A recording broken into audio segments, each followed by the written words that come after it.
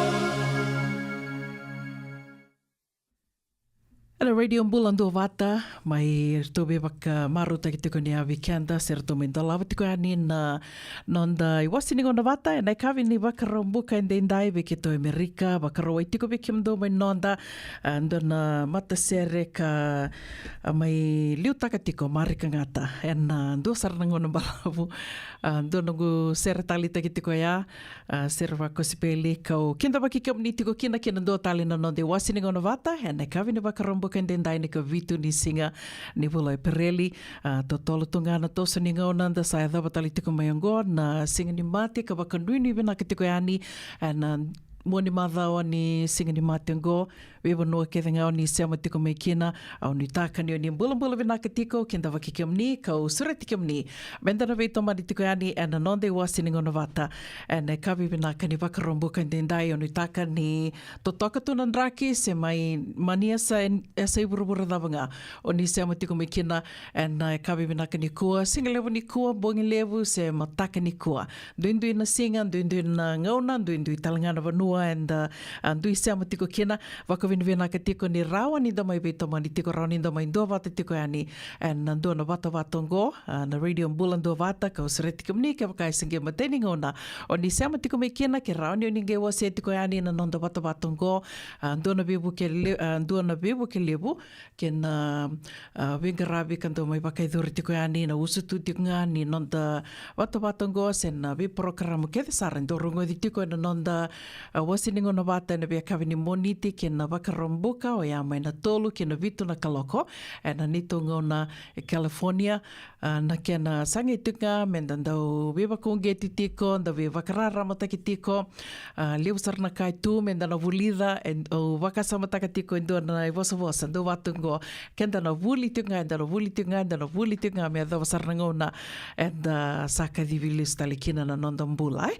ko ia na usutu tiko ni Radio Bula Duavata ko talangaya na vuna ki rondo suriti tuka ni kina ke wakai se viva kongeti tuka ni kina ke wakai tu e sombeka na ulutanga o nina vina kata me na mai veital no taki tiko yani se o nina sombeka na kao nina via kila ando vinaka talanga me da mai wakai tawi da soli waka sama baleta ni sorongona da ke wakai ndue vosa tunga yani enda na rongo da tunga na nona rainga indua ia ke wakai me da na mai vewa se taka da mai vitor linga taka Vata na nonda vewa kararama taki tiko na vewa ke sara tiko wakalebu ko ia sureti ke mni tiko yani ke wakai singe mateni ngono ni seama tiko mai kina Radio Bula Duavata ke raunio ni wasea dona like follow us on Instagram wakatalanga kina na YouTube channel ndua na vivu ke levu na muni tokani go una vuni ndako sureti ke mni mendana vei toma ni tiko yani na kavini kua ndo tiko na nonda programo ka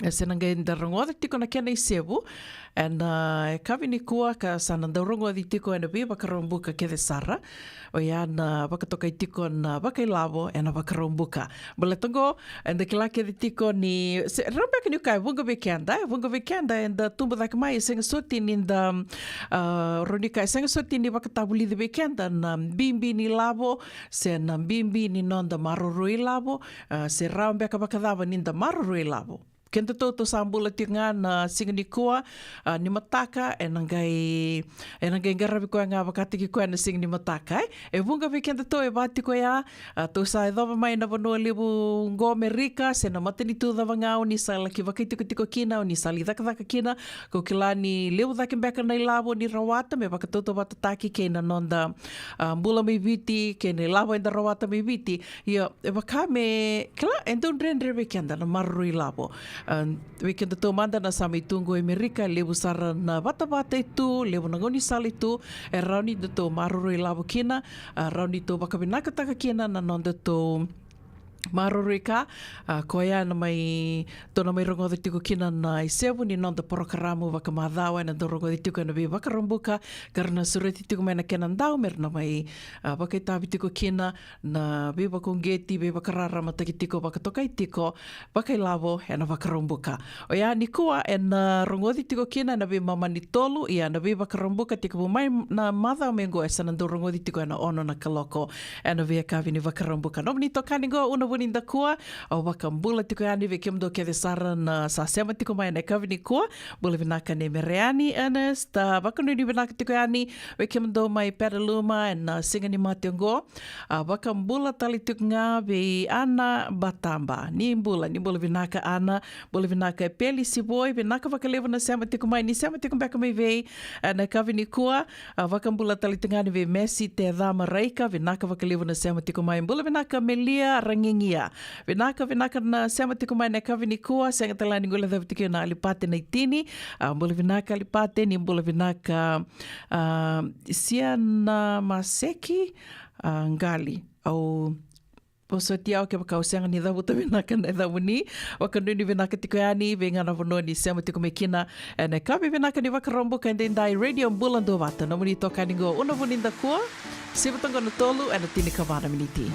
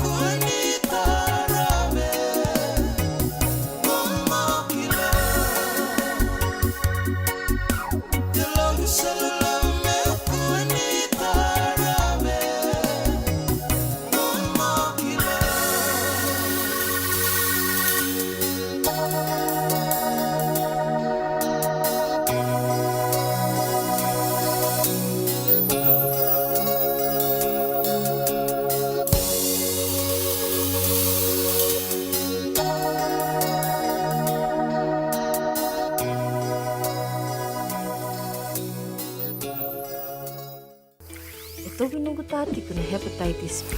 E sanga tuni wakilau ko e ndona ka. Mea dhava ni ngele taura na hepatitis B test na madhau sau. O samani le idhula ni tataro ni hepatitis B. Karatua sana tangu makikina na netu matu babale mana matere bakyo. E sakambi bikina manile indike bi tatora na hepatitis B test. Witartar mai kina taliboni 527 ono bituba 5883 sesikovana www.sfhepdfree.org na kena itukutuku matalilai. Ai, ke mendo bakando tunga mai viti. Sa baka matalau na nomendo Kauti. Sa lemo na ke mendo tinika na tinimbulu makau na bisikete na rewa bata. Red cow. Wupu. Da sa kusi masaranga na ikatungo. Gamay tutala na ke nurribondo ke nambele. Pai, karek. Da boleh mai be. Oi, dosa itu ni kila. Kita boleh ngamai na maulimat.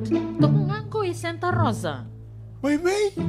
Na maulimat wele. Dokona na nonda business na ngoni tau kei Amerika. Dau kusamai. Dau mai woli na maulimat. 4525 Montgomery Drive, Suite 2 and 3, Santa Rosa, California.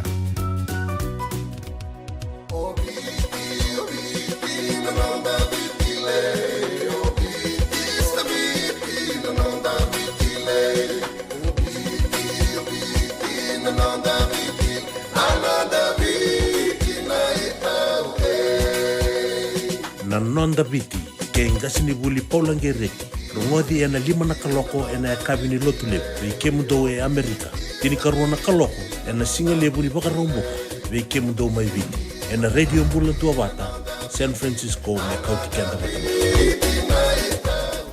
Nungu chisu nungu banua. Dorongodi na vima maniono kina vitu ena kabini bugululu ve kemundo e California. Vei mamani rua na kavi kina tolu and a single level ni lotilevu vei kemando eviti e warotaka na New Methodist Christian Fellowship USA Rongondi and Radio Bula Duavata San Francisco me Kauti Keda Vata mai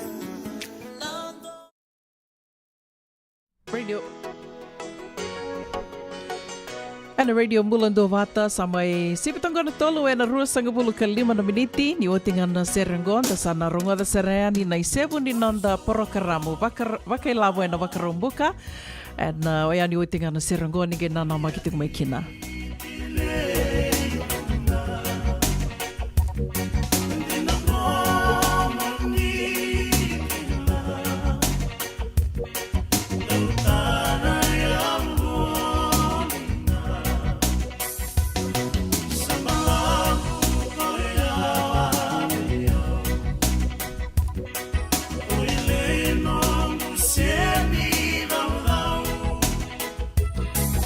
Você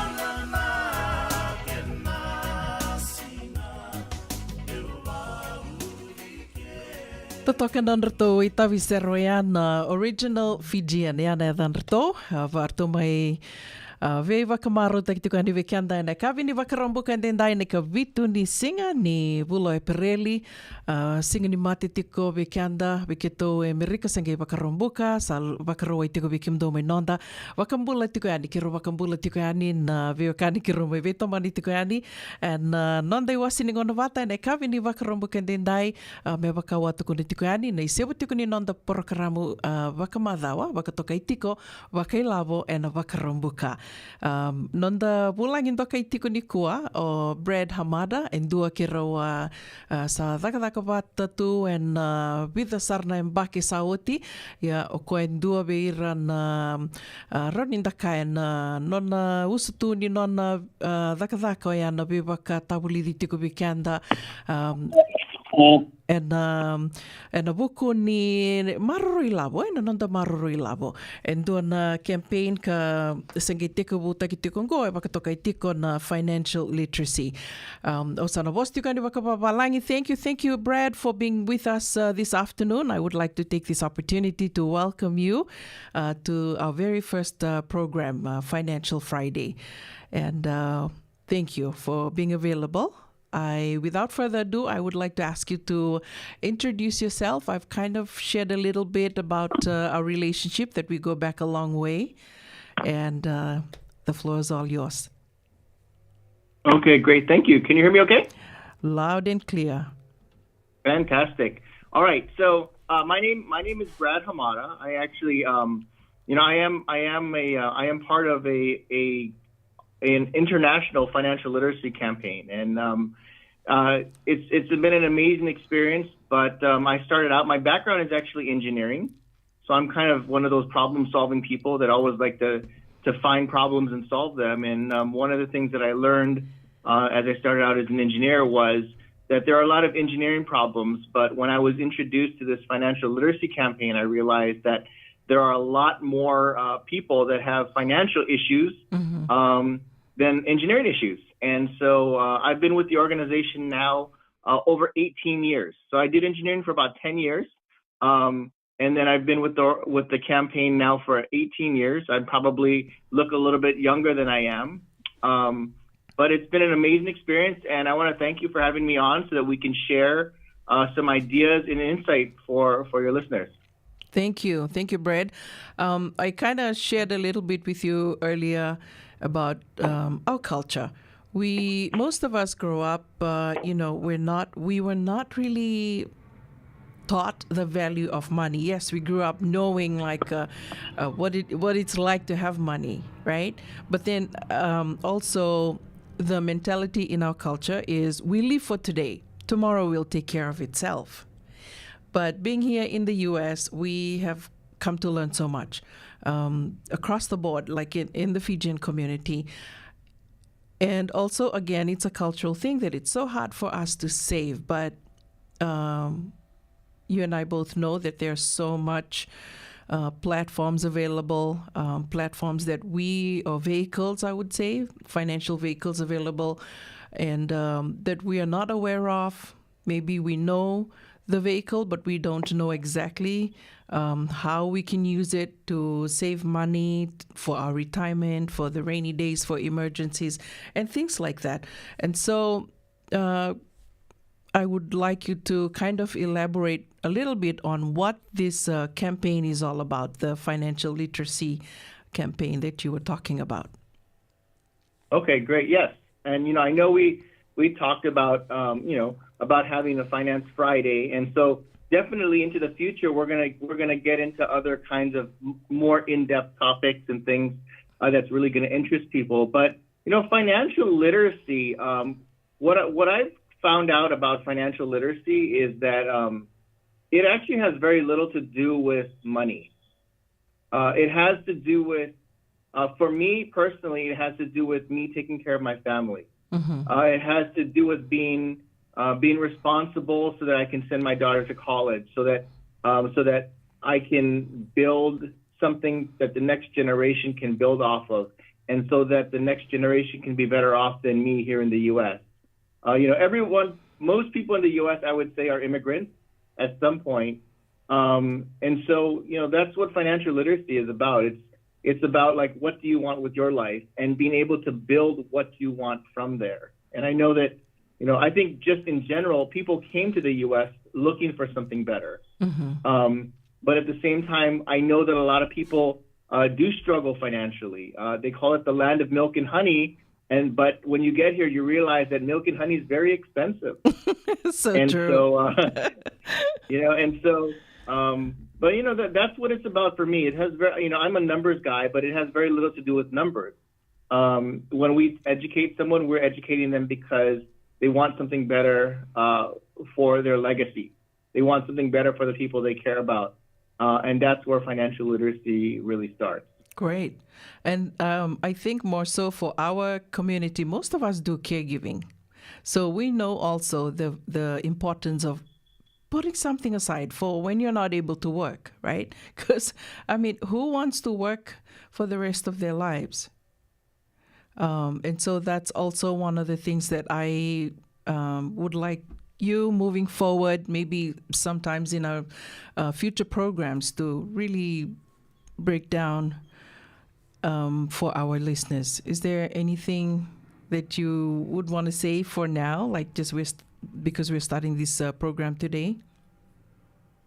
A couple things. So for people that maybe you've been thinking about it, and then we kind of talk about it today, and you say, okay, maybe it's time to do something, or maybe you had never thought about it, and you said, wow, this is an interesting topic, or maybe you've tried something and it hasn't worked before. And so what I always encourage people to do, kind of maybe three things to think about. So number one, I tell people, start now.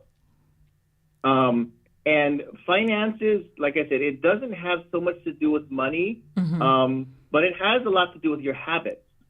And so I tell people, saving money is a habit, just like spending money is a habit. And so if you say, hey, Una, I want to commit to being more financially, to be smarter and to be more stable, I encourage you to start saving money immediately. Even if it's just like a little bit of money per month, you could save $3, $5, $10 a day, something like that, right? Maybe like the first 5 or 10 minutes of your day you can save for your future, and you start to build up on that, and you start to build up that habit. So I encourage everybody to start now to build that habit. But then also, I want you to know that it's not that hard to learn about how to take care of your family financially. I think there is a lot of misinformation that it's very difficult, that it's very complicated, that only people that are educated and have high degrees can do that, and I totally disagree with that. I tell you, anybody who cares about their family can learn about how to build a stronger financial foundation for them. And the third thing I want to say is take charge. Don't leave your situation in the hands of other people. I've talked with people before, and they've said, Brad, I don't need your education. I already have a financial guy that I work with. And you know what I found out? I asked, well, when was the last time you saw him? Oh, I haven't seen him in years. I said, then how do you know what he's doing, and how does he know how you're doing? Right? So, I tell people that just because you might have somebody who gives you advice doesn't mean that you don't have to have good financial habits. So financial education and financial literacy is something that we all need to be involved in, that should be a part of our communities, that we should be able to talk about openly, that we don't have to worry about being shamed because we don't have money. As long as we're starting to build something, you can build something for your future and for your next generation too. So, just initial tips, and I'm looking forward to talking more about different topics and things that come up, and it's going to be exciting moving forward. Great. So what would you say to someone that's listening in right now and budget is really tight? Brad is telling me they're talking about starting now. Like you could start from wherever you are. Start now. What would you tell them? For someone with like a tight budget. Okay. I think, so there's two things that really govern our lifestyle. It's time and money, right? And so everybody's busy. Nobody has any time. And everybody's budget is tight. Nobody has any extra money. Yet somehow, some people are able to make it and some people don't. Right. So I think sometimes we have to look inside ourselves and say, what is my priority? Because sometimes people's budgets are tight because they eat out too much, right? And, if you can sacrifice eating out one meal a week, potentially you can put your family on a much better trajectory financially just with a few dollars. And so never discount the value of your money. What I tell people is, make the decision, number one, and then reach out to somebody that that can provide you resources. And then make sure that those resources include education for yourself so that if something happens and you find yourself alone financially, you have the knowledge and the education to make good financial decisions. And if you need to, you can just rebuild everything overnight. So would you say, Brad, for, when we talk about money, when we talk about finances or financial advisors, number one, it's like, how can I even talk to a financial advisor? It's so expensive, right? That would be the mentality. And also like, I have to have so much money. I have to have this much money to be able to talk to a financial advisor. And then the other thing is I have to, okay, when you're talking finance literacy, you'd have to be very smart. I'm just throwing out the thought processes of like the majority of people. What would you say to that? Does someone have to be really smart and have a lot of money? I would say that so number one, you don't have to have a lot of money. Number two, personally, I don't believe you have to be that smart. I sometimes, especially in today's culture, maybe education is a little bit overrated, right? Having lots of degrees and stuff doesn't necessarily allow you to do the things you want to do. So when we talk about, where to start. So I always tell people, if you're interested in learning, right? Our campaign is open to everybody. So we would love to be able to provide you a basic education on finance. We'd love to have you as a part of our community to learn and be around people that are smart about their money, but yet are humble. We would love to be able to show you by example how you can start with saving, just a few dollars a day, and you start to build up that habit. And I call it an addiction, right? There's a lot of bad addictions. So true. I tell people, I have an addiction. My addiction is saving money. That's a great addiction. That hasn't led me to anything else except prosperity and the ability to share with people my journey and help people get to where they want to go as well. Great. Just on a funny side, Brad, when you talked about school being overrated and having so many degrees, I'm just reminded of this friend that once said, and this was just this past week. He said, some of us, you're so concerned about having so many degrees, like just be careful. If you have too many degrees, then you'll get too cold. Just something on a fun side, wanted to add to that. So I'm just going to go off in Fijian just for my Fijian listeners. Nimbula vinakatalen sema tiko mai. Dombula vinaka mai Santa Rosa, mai Sacramento. Ker tiunga ke nisenge sema vo mai. Roninge wasiatok ngayani na nondato programo baka madhawa. Ngai mai rongodi tiko ngona isewu ni nondato programo kanando rongodi tiko ane be baka rombuka. Baka toka itiko ya baka ilabo ena baka rombuka.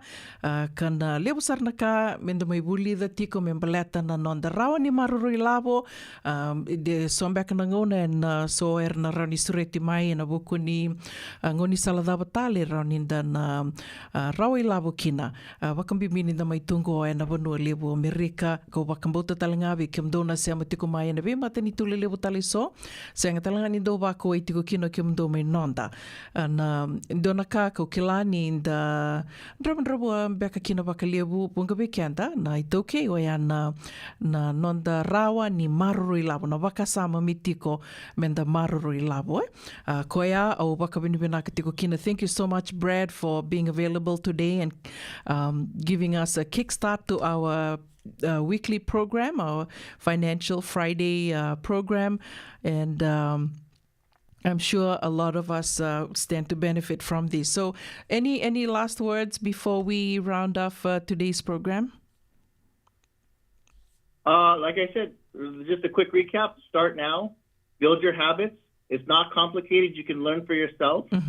Don't leave it to somebody else. And if you don't have any financial resources or you're looking for some good financial resources, you can always reach out to Una, and Una can put you in touch with us, and we can talk about getting you on some workshops and getting you financially educated. Thank you. Vinaka lebo bread o wambota ni sana roti kendo ya na singa ni kua tikabu nda singa mai tikabu tikongo ni sevu ni nonta programo baka madhawa baka ilabo ena baka rombuka ka nangai dorongodi tiko. So every Friday bread or whenever you can come on, it'll be 6 o'clock, right? Just today is different. Ono na kaloko ena bia kabini bakarombuka o yana ni tungo na California. Thank you so much, Brad, for joining us today. We look forward to our next session, hopefully next Friday. Until then, you have a good one. You too. Take care. Thank you. Take care, everyone. Na mironga da tikungo na isevu ni nonda programo baka madhawa, baka ilavo ena bakarombuka.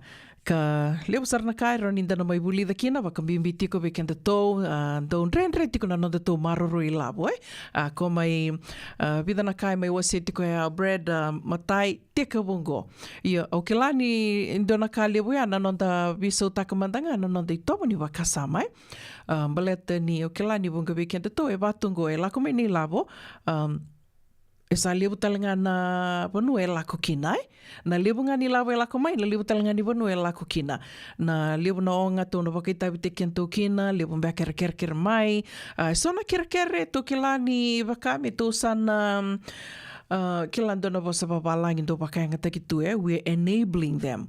And the kilatu ni rawa ni radhaka nga bakatakira ia me bakani sa matau na kere mai sa kilatu nga ni kere nga ngoe na soli mai e sanali baka buna talenga bira na budesar senga ni rawa ni radhaka nga ka bakatakira koia era ni de sangono ngoa me na visa umbe kina bakalilai na nonda to bakasama to bakabinakataka dhakitiko na nonda to indona bosa kiana discipline me tu discipline levo kenta toto sa me tu ena pono levo vango sa rau nga na lakon da tolikana ngai balnikana rau na kan balnikana baleta ni matai sa levo kenta to sa osostunga Aseng nangoni ni basanga beke vale se baleta ni da tokila ni tunga ni lavo sa rara beken da to men da to la ngaya ni to le kane vel ni kana io sona kala le baya o kila ni ro ni to na beso taka bakali lai o ke to ndona ka ki to sa daka batinga ngoi vale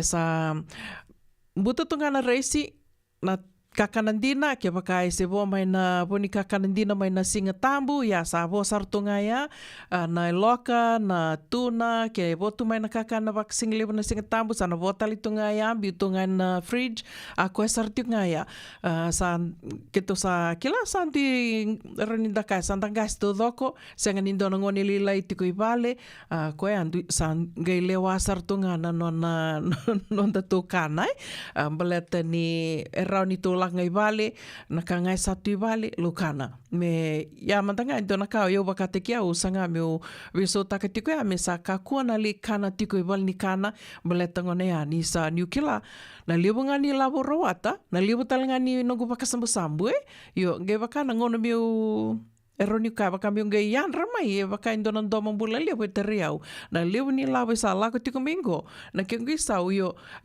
se nindona labo maroro era baleta ni sala nga mai la ko sartiko na bula ni baka sambu sambu ya ke baka to senga ni yanra to senga ni gangaroni sana vatal tunga ya sana la nga mai la ko sartiko yo so na ngoni sala ronito na baka binaka takambeka kina na nonda to bula baka labo te kubu baka lalai do dona kana no do tal no te kira na ira na vasu ira na India ni ira dana ringa ni vango kirovi tal no tak kirovi den kita tiko kitu pe na mada ngango kila na vaka bisinisi na non to ba bisinisi ke torna ito okay me to vaka to Vata taka ke na non vaka bisinisi ira na India ngo ndo toka na vale lilenga vale kapa iar to boli taki tonga ya sani ngoni sala batini ngoni sala la ko tonga na boli taki ndo tonga na bin katli lai na bin na la karina da bosuti e vati ko ya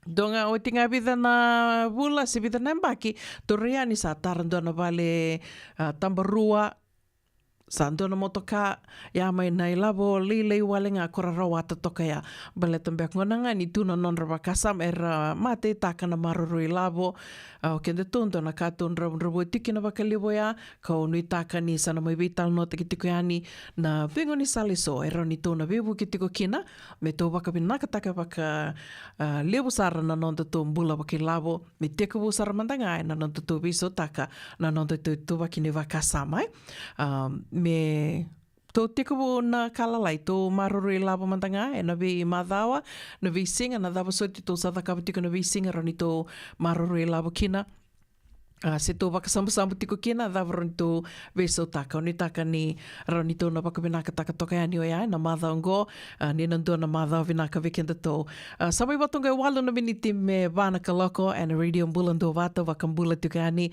vikemdo ke desar na sema tiko mai ne kavini kua bula vinaka seko pese ruanga vinaka vakalevu na sema tiko mai ne kavini kua usret ke munimu ningai sema tinga mai ni wasi atali tunga yani na ronda vata batongo bula vinaka vili mai na likui valu vinaka vakalevu na itana sema tiko mai wakambula tali tunga yani venongo weka le me ki salu sinia vakanuni vinaka tiko yani vikemdo mai na maua le mat mai na Montgomery Drive Santa Rosa wakatala kina ve chuta tia la veti bula vinaka buch wakanuni vinaka tiko yani vikemdo bula vinaka Manoj Kumar, thank you for tuning in. Please share our page, like and follow us as well.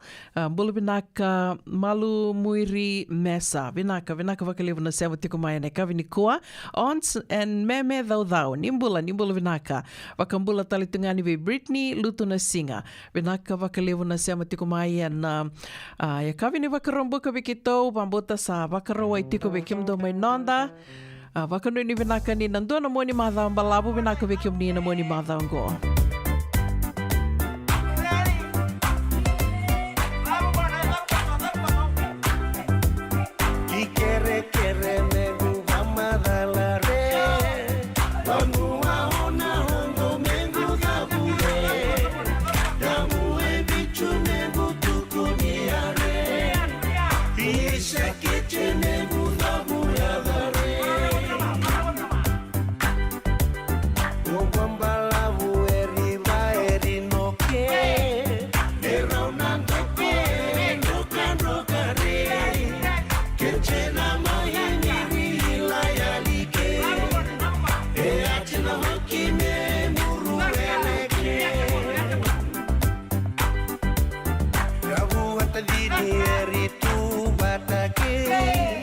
Wele na rangi chibi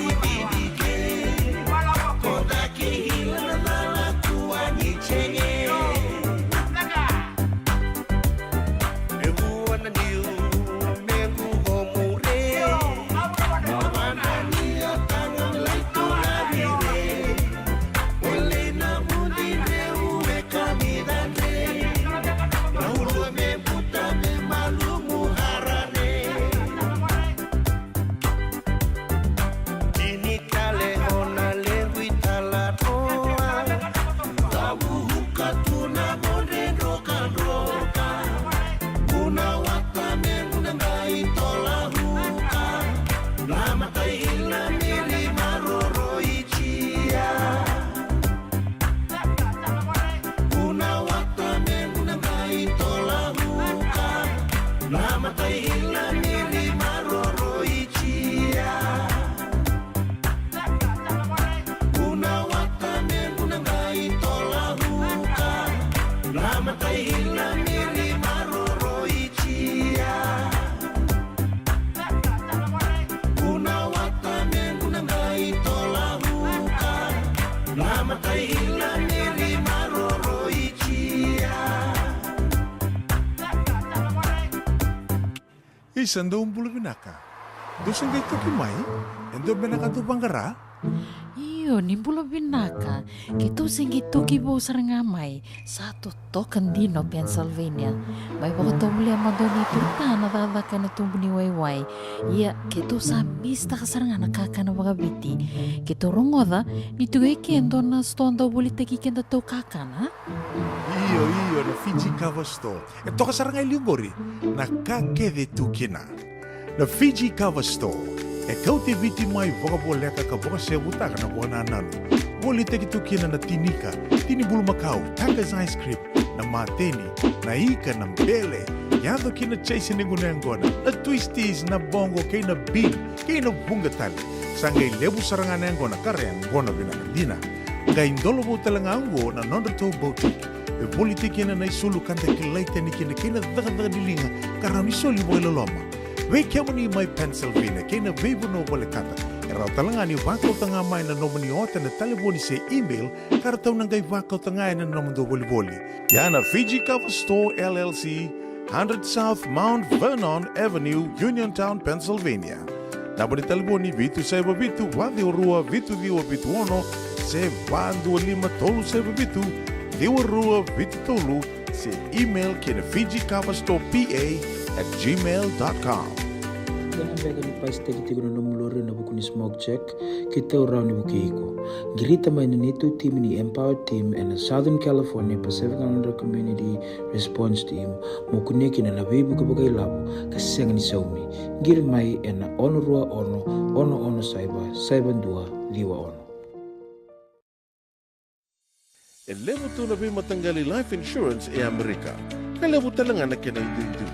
Yan ang Lincoln Heritage Life Insurance yang nitikan na mga binaka na ito kay kanda sa may mga tigo-tigo na buno lewong mo. Kaya wala may bangande, so sa may mga tigo-tigo tunde. O tawi matitiko sa sen. Raw-raw sara na mga lewong. Katigo talaga na ilawi maruroy. Lincoln Heritage Life Insurance. Nagkamba ni Dondo nga ito sa mga claim and aloma ni Rosa nga bulo ka pa niya uwa kasama niya na lenga isang otik karuan na ang bag. Sigaw mo na website kung tungkol si Textby, kinabasa ng walu-walu-walu, tolu-tolu-walu-lima, e na kinay-tugu-tugu matay-lalay. Lincoln Heritage Life Insurance.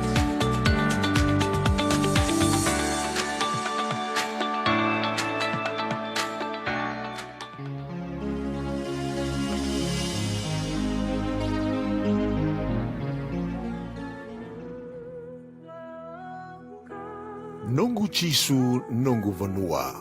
Warotaka na New Methodist Christian Fellowship USA and a Radio Bula Duavata San Francisco me Kauti Keda Vatamai.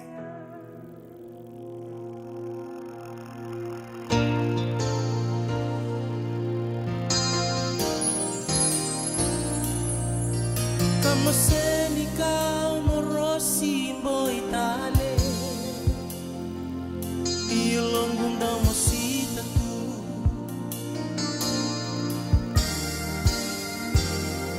Naramabo sa tindahan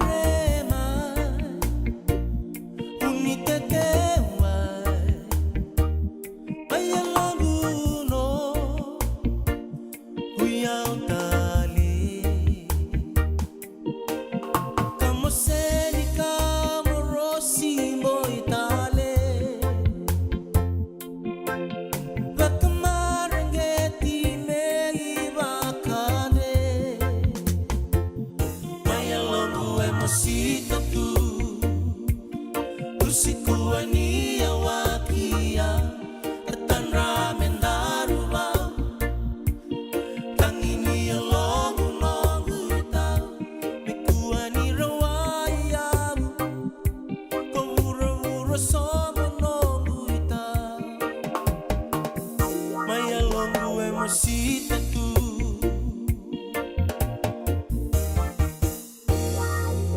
Veyamba, que si vi tú, que veía ang nanumatu, ang domongo, sa lutumbi, namasi, tiautu. Vivevo sa aking gomo, kuha nila ibiya. Rakanda ito nimbula mamara. Mosisa avidia, somo nonguita. Mikosa nondo motale, muile va via. Mayalongo emosita tu, lusiku ania wakia, katan ramen naruwa. Tangini longu nongu ita, mekuwa ni rawaya. Pangura-ura sama nongu ita. Mayalongo emosita tu, lusiku ania wakia, katan ramen naruwa. Tangini longu nongu ita, mekuwa ni rawaya.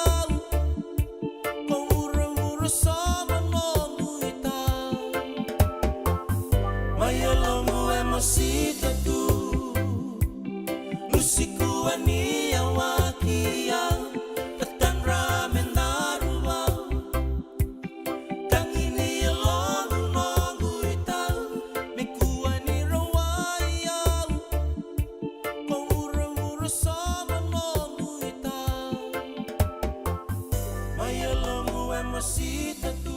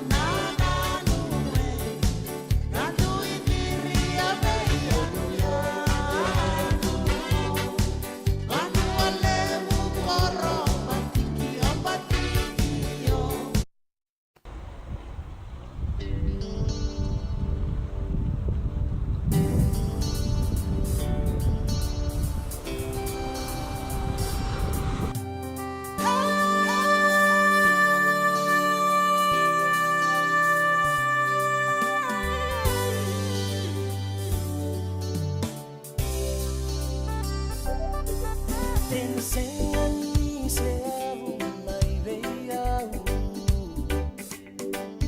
Ay matayin ni nandaru bekila. Alo mataro-taro takanaya damu. Leia nelusi komuniray malabo.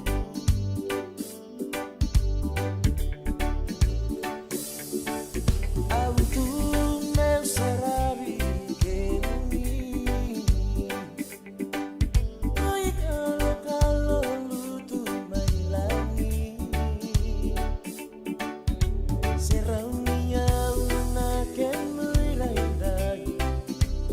Oh, kurambe, dela ni mayo.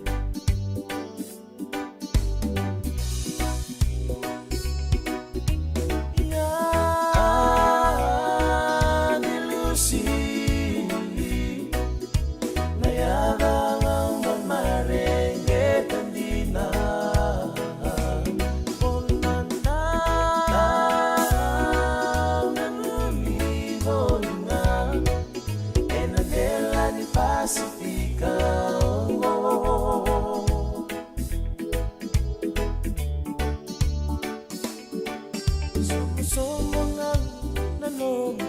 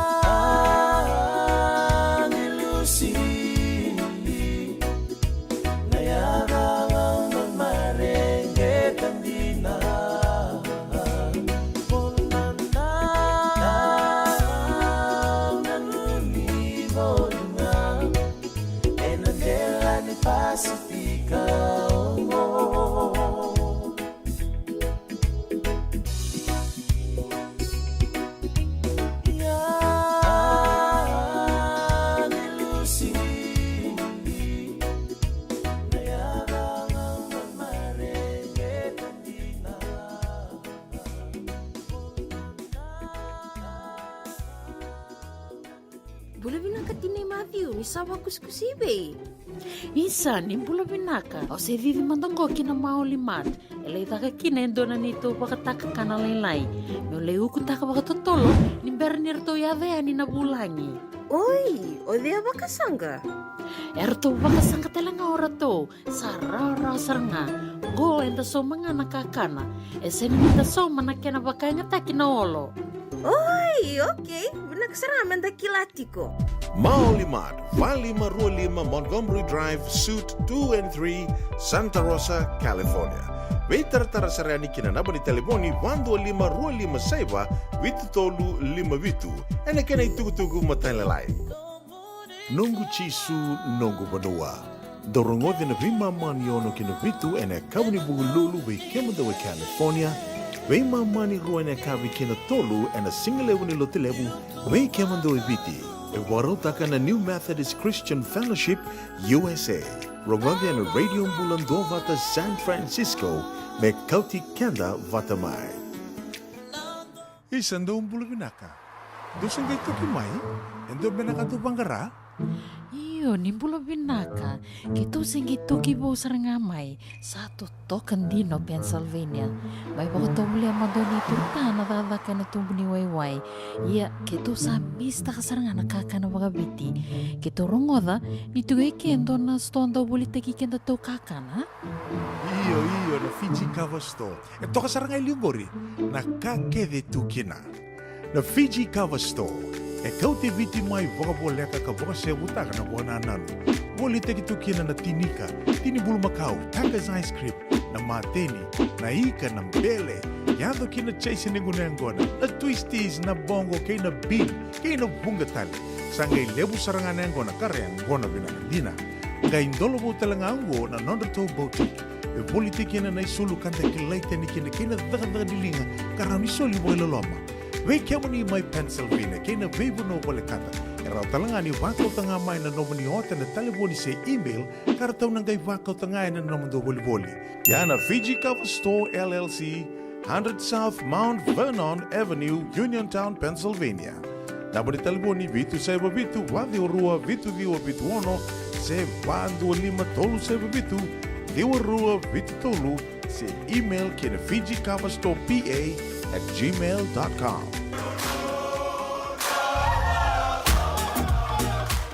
Na radio Bula Duavata sa sivitongona vai na tinika ruana miniti na dona ngona leka ngao na rongo da tiko kina na iwasini ngao na ni rongo mai val ni songo na vito koni ni maole mat.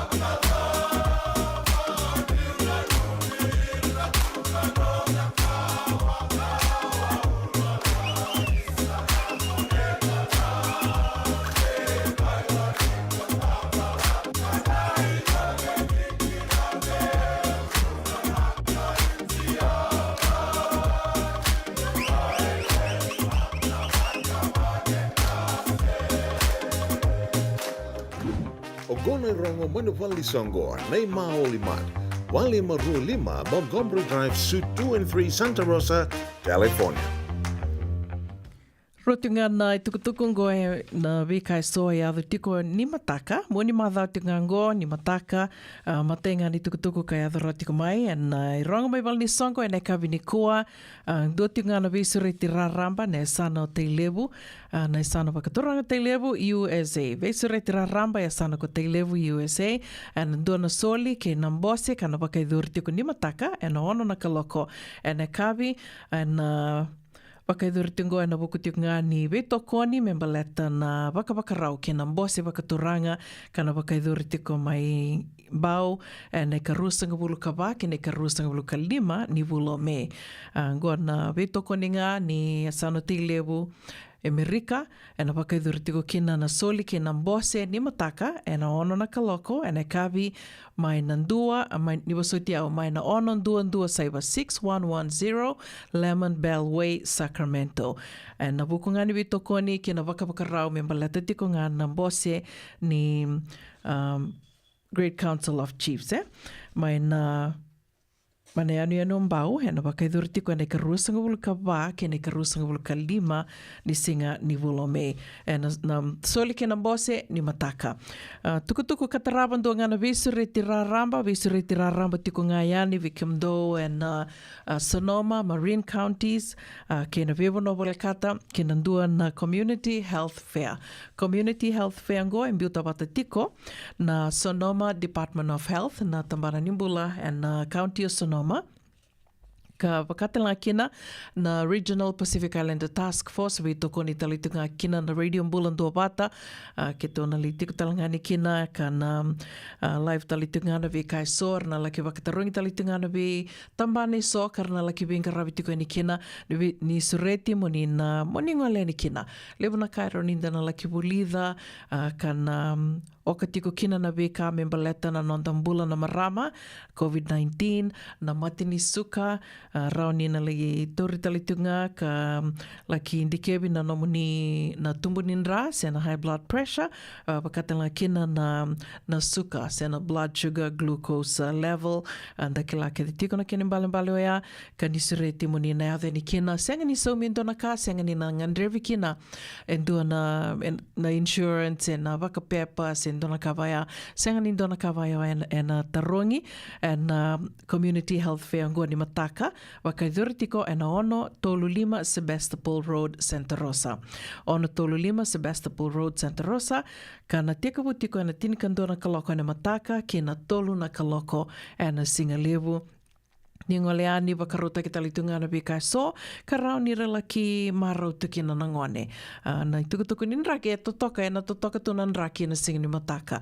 Ko ea, o ni sureti mo ni na ngoleani kina, ndala ki sota, da viki lai, ka rao talangani o ni na laki wakalia fomutiko kina, viki omni o ni na via wakalia fomutiko, membaleta na Medicare ke na Cal Fresh.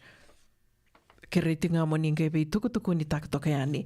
Ani tukutuku katarawa indua ngana vei sureti talitunga, vei sureti raramba, i ango vei kia moni kia sara na marama.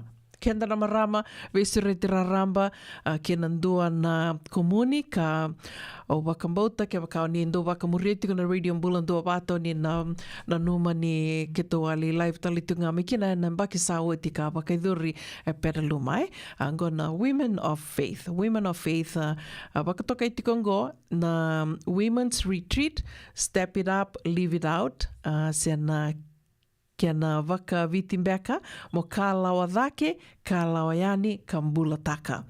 Kālawa dhake, kālawa yani kambula taka. Andala ki sota tiko kina waka marama, teko putiko na songo singa rua, na songo sena retreat, Women's Retreat rongo. Waka idhuri tiko ane ka rua sanga wula kandua ni singa, ni wula Pirelli, ana madha rua ngā meongo, ana waka rombuka ane ka rua sanga wula kandua ni singa. Kena wakarawai na ka rua sanga bulu ka rua ni singa. Ena wakaidhuri tiko ena 5 Saiva Freeport Boulevard, Sacramento. 5 Saiva Ndua Freeport Boulevard, 5401 Freeport Boulevard, Sacramento. Na porokaramu e sanangai beauty ko yani na kena waka mataila lai ni wasoti au kena nonda to Facebook page $5 na registration fee se ni durdur we komunike na marama o ni na via laki wakaitavi se ni na via ngoleani mendala ki sota ndali veki lai ndali ve maliwai and singa ruango na nonda songo singa rua Women's Retreat and e pereli ni ka rua sanga bulu kandua ni singa kena wakarawai ni ka rua sanga bulu ka rua ni singa. Step it up, leave it out. Kālawa dhake, kālawa yani kambula taka. Kere moni gai vei tukutuku ni takatiko yani se tori tikongoa. Dingo mi tikongoa na wakale fomu ve kiamunio ni na viangole ani kina kana gai wambota na gai songa tikombeka na wakale fomu se na registration na wuke lulu mai ango. Toka rua takatale, ke nei tukutuku mataila lai na gai beauty ko yani ke na nonda Facebook page na ironga mai wal ni songo. Tukutuku kataraba, ngondo tingana vi sureti raramba tali tinga. Ke rosa kadi wakatiko yani ke tupe na nonda I rongo mai wali songo e na vea kavi. Honor Foundation Seafood Banquet e na wakaidurtiko e na I ka tinika tolu ni wula mai ongo. Tinika tolu ni wula me. Kana tiko butiko na wakakavi ongo se na songo ongo e na rona kaloko na singalevu ki na vitu. Rona kaloko na singalevu ki na vitu na kaloko na kavi na wakaidurtiko na dhiwa Ross Valley Drive, San Rafael. E rato na wakaitavitiko kina o le pani buni turanga se ramayangiri ke ana sa koroitamana rao ni oni ndondolinga talanga yani ke bakao ni sanga ni na yadho rao yani kina na vuku ni ososan beka bakadakadaka sanga na lenga lebu tunango ni sala ni vako I lavo ka rawa ni oni ndondolinga yani kina ve ana sa koroitamana ke ndidhimba bolambiu na mbiu talitunga nondro number ni taliboni na nonda Facebook page asa mbiu tiani na nge mbiu talitiko yani tukutuku kataraba na nonda ironga mai wal ni songo ve sureti raramba tiko nga se volevu tiko na ngauna volevu na ngauna menda na wakawakarau tiko kina da maroro I lavu tiko kina do na ngauna vinaka ni ngandi ongo ve sureti membaleta na singa ke te levu kana wakaidhuri tiko mai lai e Hawaii singa ke te levu mai lai e Hawaii na wakaruwai ne ka ruani singa ni vulo September wakaruwai ne ka ruani singa ni vulo September se merta lindo na kena matela lai na e adha mai na ngona ngai adha mai kina sana ngai waka sabu isaraya ni na kena I tukutuku goribidanga na tukutuku kai adha tiko mai lewena tiko ani na nonde I rongo mai wali songo e ne kavina wakarombo kendendai na veitoko ni maole mat ana veitoko rota katale se mani songo dhava ndo tiko kina se mbudhini tiko do mbeka na nomundo lalawa go na ngoni sale roni na vivu ki tiko ni kina na radio Bula Duavata ke na maole mate na kena mai kadhiwa ki tiko yani ni wakota mai wakota nga mai ki na radio Bula Duavata na messenger se veiau una puninda kua se rautalangani ni mbiuta mai ve tupe Pex mails na novo o ia na messenger rauni ni wakoto mai kina nei tukutuku me mai kadhiwa ki tiko ani sanga ni somi kanda wakawina pina ka tiko kina maoli mat e na nonrato wei toko ni rauni ndo me rongo di tiko ni kina na nonda I rongo mai valdi songo. Nei rongo, mai na valdi songo nei maoli mat e na radio Bula Duavata San Francisco me Kauti Keda Vata mai. Nonda ser katarava no veva kambula tuka ni kina ve kini si mere ranandi ni mbula vinaka President Lee vakanuni vinaka tuka yani na nomndro ngandi voli tuka mai viti vakatelanga kina ve peni sokini ndombula vinaka na city level San Francisco vakambula talitunga ve SDK vinaka vakalevu na sema tuka mai netani manu hapai ni mbula vinaka vakanuni vinaka tuka yani vikimdo mai Santa Rosa ene kavini kua ve vakambula talitunga ve Lucy Torangasau vuni lemba mai Sacramento vakanuni vinaka tuka ni vikimdo ena vukuni vakapakarau kina nambose kina soli ni mataka vakatelanga kina ve Hector Zink Jr. Bula vinaka Hector Happy Easter vikimdo mai Okalandi vinaka vakalevu na sema tiko mai ve vakambula talitungani ve Mesa ke Talamboko nimbula vinaka vakalevu na sema tiko mai Lotoka ena kavini kua vakanuni vinaka tiko ena vukuni vakapakarau kina sota ni Singapore Sevens and moni madhango we vakambula talitungani ve Melts bola vinaka Melts vakanuni vinaka talitungani ve Kimdo and Turk Street wakatala kina ve Sekope Seruanga vinaka vakalevu na sema tiko mai Sekope kono ve vakambula talitunga ve Maramaneita vili mai na Likuivalu vinaka vakalevu na sema tiko mai and kavini kua vakanuni vinaka tukani ve Kimdo na ve Tumbuni Sami sibitonga na vai na rosa ka bulu kalima na viniti radio Bula Duavata ni Bula Vinaka.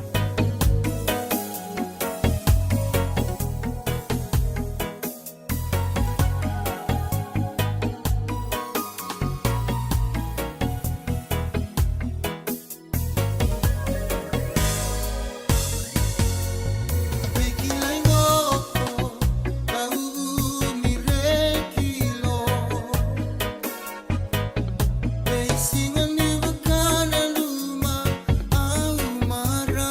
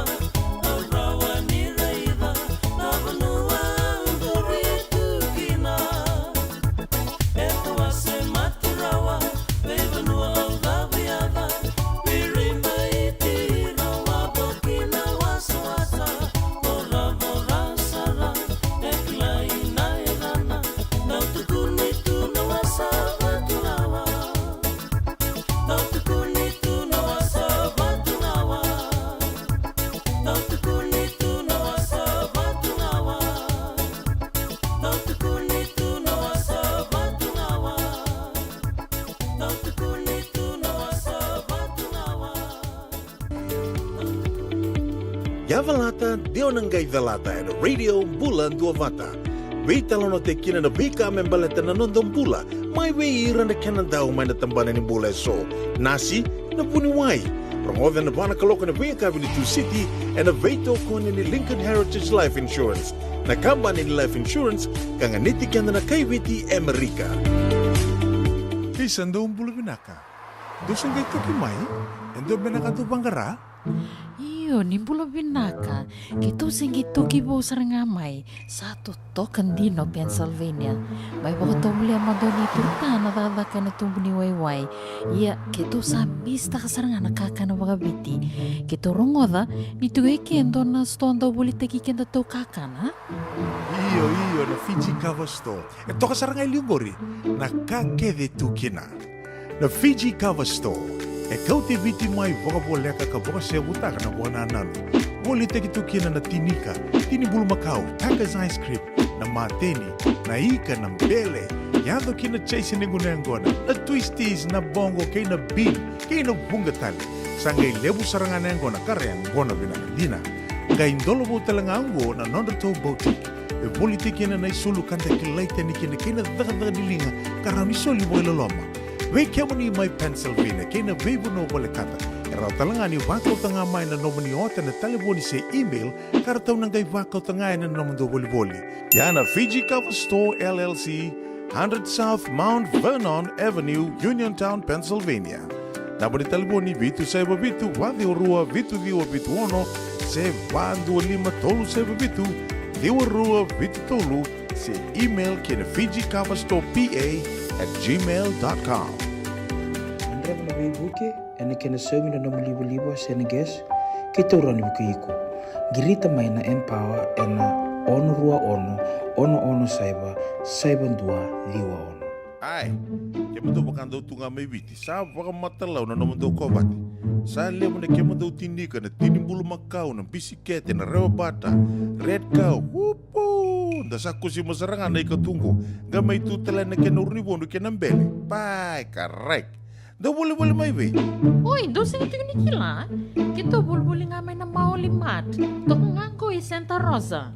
Mai be? Na maulimat, wele. Dokona na nonda business na ngoni tau kay Amerika. Daw kusamay. Daw may volleyball na maulimat. 4525 Montgomery Drive, Suite 2 and 3, Santa Rosa, California. Usaba ka nandarubi wasi juga nunggu ida buta na bitan longon na ngauna na sere. Sa dotu na ngao son to. Pakai lala ba suri nunggu ngabo ka boka. Bata pa kani sabo lang dito na dito ka. No bita ni sing lala to sunan tang ngabo ka boka. So ba sini na ket lala tal ngabo. Ni Bula Binaka. Sema mai ka wasea ni na Radio Bula Duavata San Francisco. Darungodi na tulukin na bito na kloka na kama ni moniti kina borobuka bei kema dawa ya Amerika. Tini kina ruona kloka na singalebu ni tusi di kina boruwai bei kema dawa biti. Radio Bula Duavata San Francisco.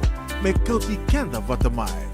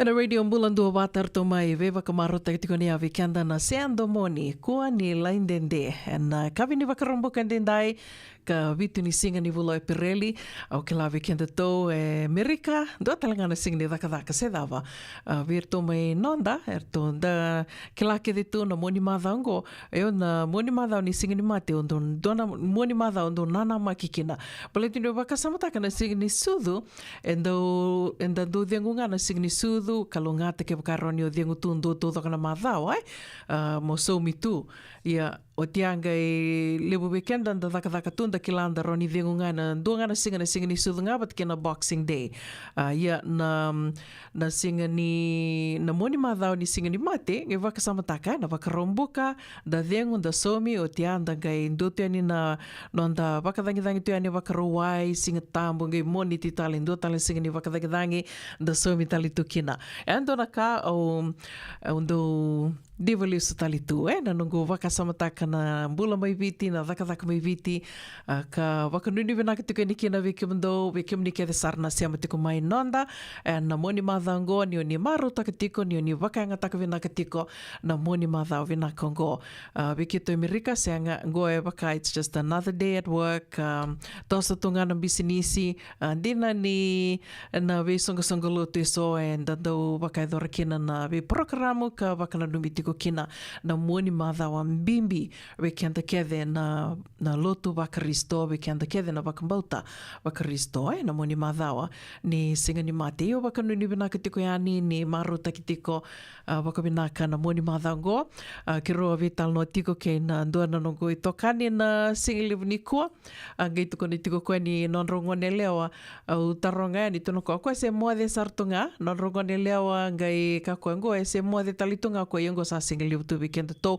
sa singilivu talitunga kina vakalila vikim do mi viti ia kako ni ro vital no tu vaka vitina ni kako ngo na nonro ro moade tungo no vitina ni na levu ni nonro vital no tu nambongi ia nonro ngone lewa sa mbaki rosa ngabuluka wambota rosa ngabuluka ruambeka ene mbaki ngo ro yan ratu vaka vitina ni ro vital no tu ndonga na luven ro lewa ndona katali au ngai ndivali staleo na ngona ke rauna nongu ngone lewa ngonongo sandui kongaya sandui la kongana nona kongo la ngana na taka kena nona programa i satu wana tu na vuli kongo la kongana nona programa ngawa katiki koya senga sarsambu dona ngona balavu senga ni kito dame vata kina vaka vitinani me kito vitala noa kito vinrendre vaki au vakamiu divali stalitu na ngona kito nduli sarele alo kina vaka vitinani koya vikimuni na serao tiko ni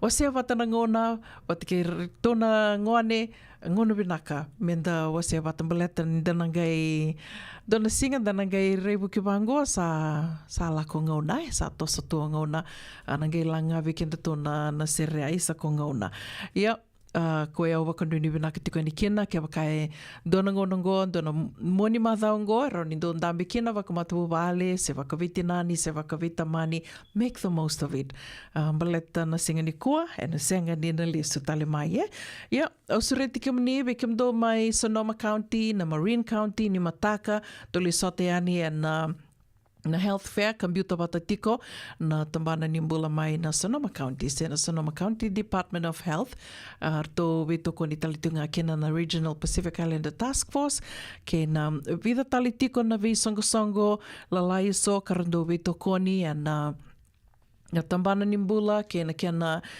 do wuno takitiko na vika so member leta tiko na nondambula vi toko ni talitunga kina na radio Bula Duavata ke tona litiko talani kina ka kongonea vi suri tuka ni kina moni ngole ani lebu na kairo ni na dana le kirei vata ni mataka o waka samataka li stali na vida na madha sawa tia wasi tiko tupe na indo na cancer dona matangali cancer na colon cancer sena cancer ni wawa yeah. Wakantina takitiko ni cancer totolo sara na kena ke wakamin dua sa tu bikoya na totolo sara na kena tete na colon cancer ka lorai tiko ni lebu weekenda tu vira talitunga na colon cancer koea au suriti mni mo ni ngole ni kina ni mataka baleta ni au sa ngole bata pakavida tiko bata kirto na tambana mai na UCSF karto ngarawa tiko na be bakarara mataki tiko membaleta na colon cancer ka artundo kota wabu ki tiko rto endua na wakatakarakara ni nonda wawa go wakatu na Jumpy Castle ke wakando wakasamataka na nonda Jumpy Castle lir na ngoan endo me ubudi ngai linda bitu na bono berangai lande tuki na ngoan ia do talitunga na wakatakarakara ni wawa watiko ya artundo kota wabu ki tiko na tambana karto venga ravitiko go mai na UCSF artundo kota wabu ki tiko ka wakatakar tiko na wawa wata kena rauni na tumbu mai na mbo ko na mbo ya ke wakai senga ni ngarawi na kena ngonda totolo me senga kalilinga me sala ki o ke la rauni ngunu woni ko mbeka se le levi ke wakai na nomu senga ni na kote ani bebuni wai mo la ki lurai waka buni wai la ki ngarawi waka buni wai na rauni totolo sarna kena la ki wo me cancer ni wawa se na colon cancer na matangali wakandindi kendo wakaidori me rauni la ilobi kina na nonda wawa ka kune kina ke wakai melilure kina sa tubi kutiko na polyps sa na mbo la lai endo tiko na nonda wawa ya na colonoscopy na ngonongo sa wakangeti menda ke sa mbakili musangavulu lako dake me sa ngole ani wakanga vikenda na marama na pap smear na mammogram sa vatali tingai ana kena wakongeti menda lako yani ndala ki vital no ki buniwai me rauninda na laki lorai talenga na colonoscopy do talenga na testo ya ndala ki wakandikevi na colonoscopy ya na vida talenga na mother sawati o wa reida tiko o wakarongoda tiko na tukutuku i na Bay Area News tukuni tukina ni vida na marama sange i ambaki tolu sanga bula kalima baya na nonra ambaki ni mbula senga ni se ambaki me kunekina na endu tobi ko tiko na colon cancer se na cancer ni wawa se me sava kamatiko sara ia ertuleo vida na marama gorto senge ambaki tolu sanga bulu kongoni tuntu tolu sanga bulu kalima sama i wakalenga tiko na nonra tumbula na kena virtongo na cancer ni wawa se na colon cancer.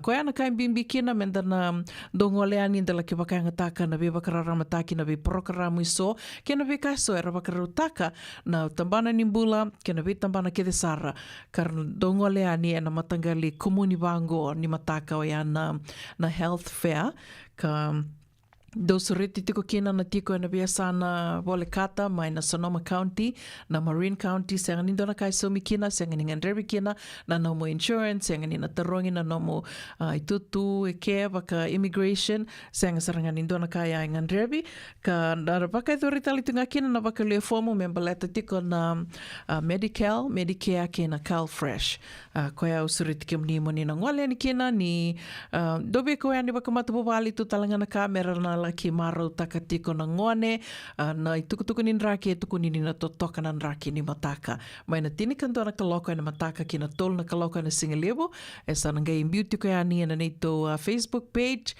na kani tukutuku matela lai na bono na bakaidor tikina mai Sebastopol ye wasambi totalitu ngayani na vi Vata so na chat group so ka tondo vital no tikina na vi songo so en weekend to in a Bay Area go asambi totalitunga ni kina kona game bito talangaya ni na nonda to Facebook page go na radio Bula Duavata nonda to Vata vakamata vale samai voto ga idiona miniti me lima na kaloko vinaka vakalevo na sema tiko mai ki vakaya ni senge kunea vakandua na radio Bula Duavata ki ritunga mo ni dona like follow us ratalanganyo ni subscribe kina nito YouTube channel follow us on YouTube na be wiksar bakaliw na be programo kede ni nanda rongoda tiko se mai leo tiko ni nanda programo na be singa nando beauty ko yani na YouTube channel na radio Bula Duavata YouTube channel ke baka ni dalata sa na programo endo baka tangtakiani na nando to programo na be singa kuni alole lai ni lako ngai na Radio Bula Duavata YouTube channel, rao ni na rongo the kina na vi porokaramu kedo ya. Like us, follow us, kere ni ngai rao ni murike to talitunga na Instagram, na YouTube channel, and na vivo ke sartiko bakalevu.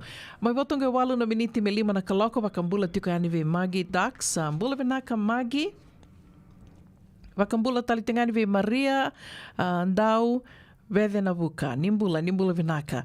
Wakatala kina ve Butch, ke tata, pia tena itini, vinaka wakalevu na sema tiko mai novato.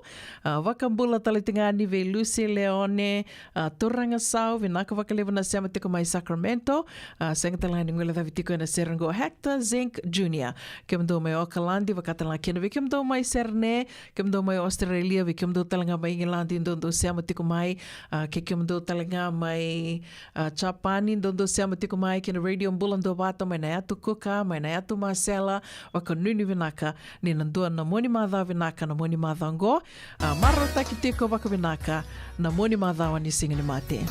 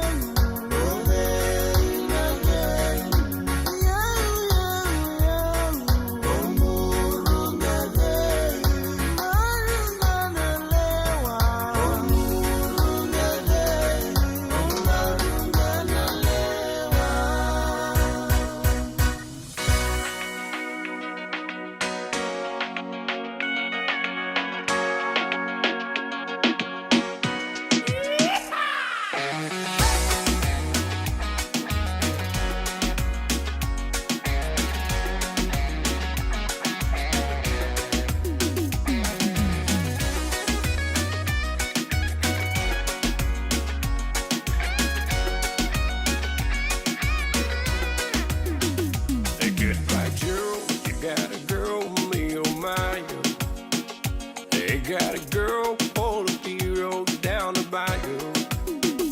Hey, see if all the sweetest one me or my you. Son of a gun, we'll have big fun on the bayou. They put dogs, found in dogs, places buzzing. Again, folk come to see on by the dozen. Dressed in style, they go up wild, me or my you. Son of a gun, we'll have big fun on the bayou. Jambalaya, crawfish pie, and fillet gumbo. For tonight, I'm gonna see my share of meal. Take guitar, feel for a jar and the gale. Son of a gun, we'll have big fun on the bayou.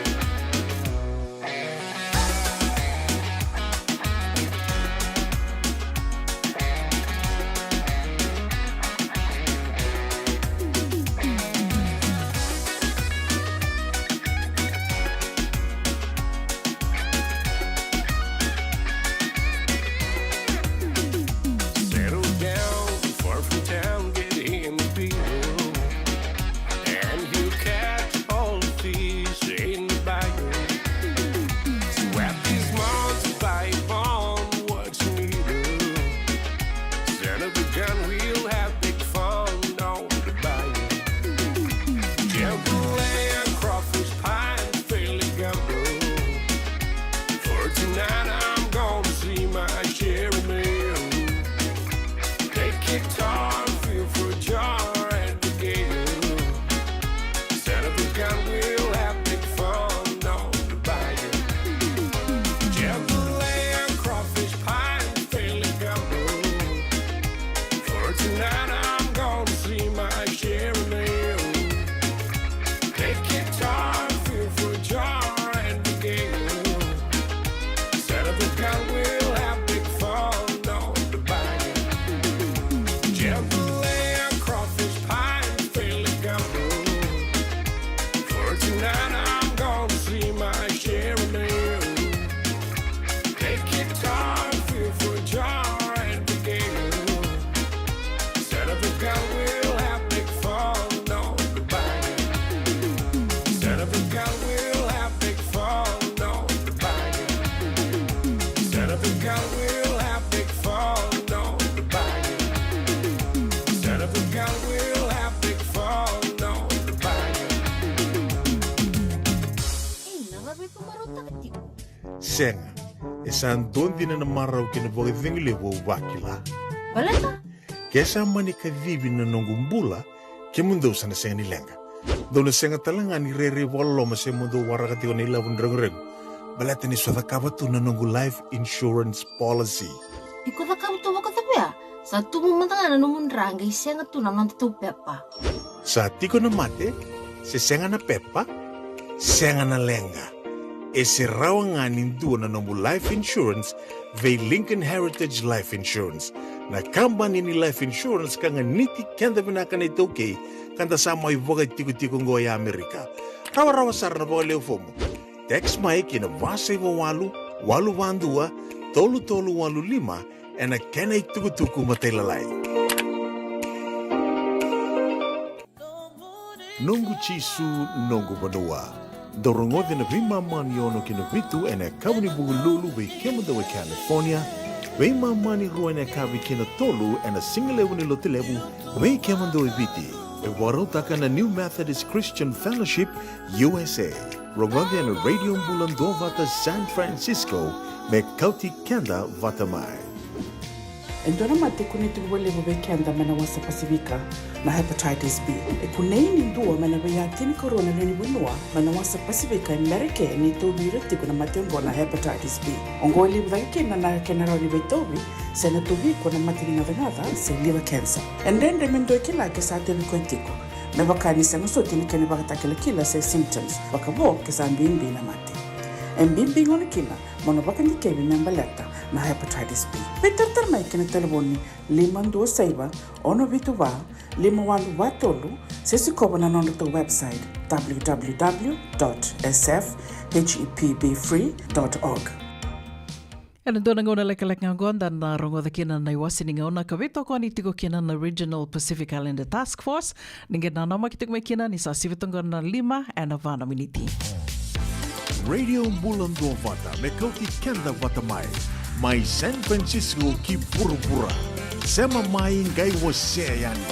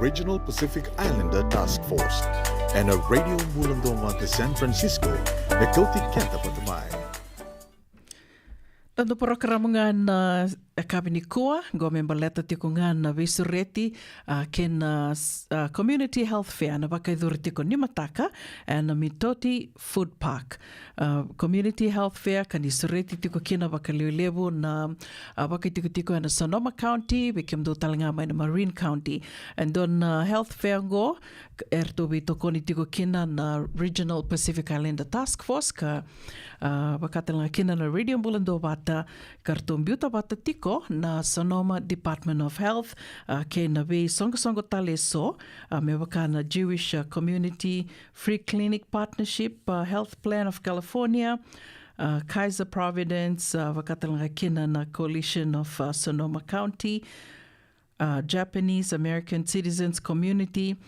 kena Fire Department Center of Wellbeing mai Santa Rosa, kena Community Child Care Council. Saroni na tukuna tiko pakadadawi kimdo, na tiko mai Sonoma, Sena Marin County, na matangali prokaramo e wakaruta ki tiko membaleta na singani mataka Sena Community Health Fair. Senga nindo na kaya na somi tiko kina, ka na wakaiduri tiko kina na se rawa ninda na laki laurai tiko, na laki wakarara mataki tiko, lewa talanga na kaya na besolia ki wali tiko yani, na itukutuku membaleta na COVID-19, na nonda bula na marama sena Women's Health, wakatalanga kina na nonda kana na matangali kakana and the kania venganiti ke na nonda mbaki ni mbula se weekenda beka na sa tiko weekenda na vi mate so rao talanga ninda na laki tarui wakasala kina tona tiko yani kina na tambana mai na nutrition department wakatala kina na diabetes goendo na mate kanda kilai e lebu sara weekenda na itoke sa to weekenda tiko na mate ni suka na tiko na type 1 ke na type 2 diabetes kena tukutuku matela lai sena nonda na laki wakarara mataki tiko membaleta na matini suka na wakaruta ki talitungani ni mataka wala itoka ngona diabetes A1C sugar education wakatala kina na poison control liuto na matangali ka itu ka rawa ni da senga tu ninda kila na wai na kakana era ninda kania senda ngunuba tukina na pe matangali poison ni soe kena wakatabako na disasters and lenga tumbu koso ke na nonda rawa ni na waka tiko membaleta na lenga tumbu koso wakatala kina na tumbu nindra random glucose screening solitalitunga kina na COVID-19 home test kits rauni ni na Kauti Vale ke na acupuncture. Okay la ni bunga talanga weekend and do talitaka senda do wina kata tumbeka senda sando vital no takatu na sarmanda na acupuncture weekend na sakilatiko sombeka weekend to sakilatiko na dava na acupuncture na rambeka ni endondo numbeka mi unali tobulea sisenga mi unali dakava sisenga na acupuncture gondo ngono pinaka menta na laki wakta tarukina wakatalanga kina na medical na kena round in the vakale fomu membaleta na medical na Medicare ke na CalFresh dua taronga tiko maya se dava soiti manta na ngandrevi menta na kota tiko yani o wakambota menta kota tiko mantangani na nonda ID passport weekend to na senga tiko na nonda to California ID to kota to mantangani na nonda to passport o nitaka ni semberni expire na nonda to passport rani kota mantangani ya kawakatalanga kina na proof of address e levo na vanua ndando lako kina sando endo tarungi mai na proof of address na dava na proof of address ke wakaindo na mail endo wako yani wala itiko ni kina na nomo address na bono ni waka itiko kina ya na vinaka mena ko yani me wakambeka na ibola mena mbange na bank statements na mbili ni taliboni na mbili ni liba na vikava ya proof of address ando na kabina karoni kau tali tonga yani wakaruta ka toka yani inda sanga tuni kila na matangali taro dava sena dava suiti na lavaki ko ya wisure tituka ni kina menda ngole yani wakaleo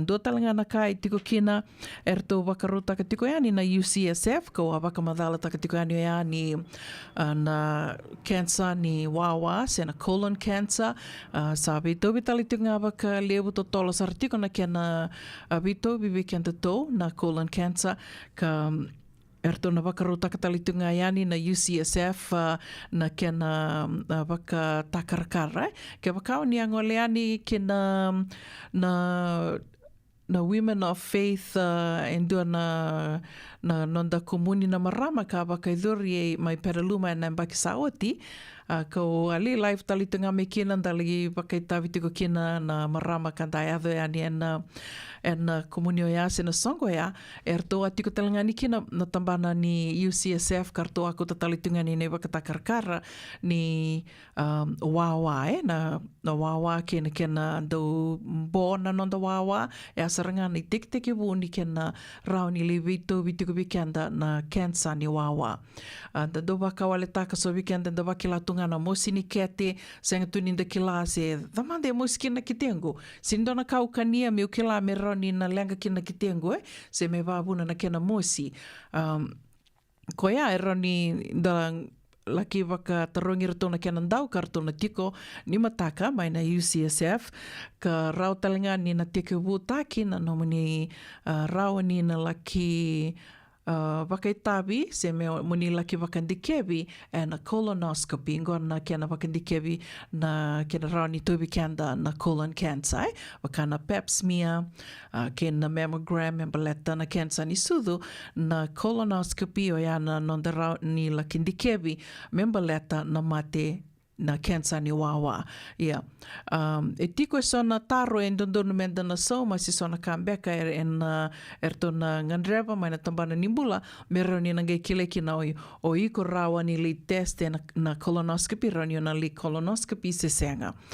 Koia wakamo li tukunitiko you have to be qualified na wakatau tiko na nonda mbula, na ituwa kini nonda mbula. Koia na matangali tarongo na baya, rawa ninda na laki taronga ni mataka, ke wakanda viali colonoscopy, da bina kata minda na laki wakandikevi na colonoscopy, rawa talanga ni na laki wakatarongi, ka sana wakali fomusara, mena dona singa, mona lako yani mona laki indikevi, na colonoscopy se na cancer ni wawa, na kena rawa ni tobi kianda, na cancer ni wawa. Na vika vau iau ke lani wunga wikianda senga beka ni rau ni dandobi tal no taka. Don rendre tu beka ni dandobi tal no taka. Ia tuk sa ke lavi naka tu kenda tou na itoke ini sa lebu wikianda matin doli tu. Enda matin doli tu ena nonda senga nga ninga raba na nonda bula wakate ki kenda se so enda senga tu ni inda kilana. Dava menda da kawa i vena vano mi ulako kina ngona vinaka na matangali songoni vango na health fair, community health fair vango, e vinaka menda ngoleni kina ndala ki wakatataru, ndala ki lurai, leo sarna kai na tiko kina karau ni dana buke kina.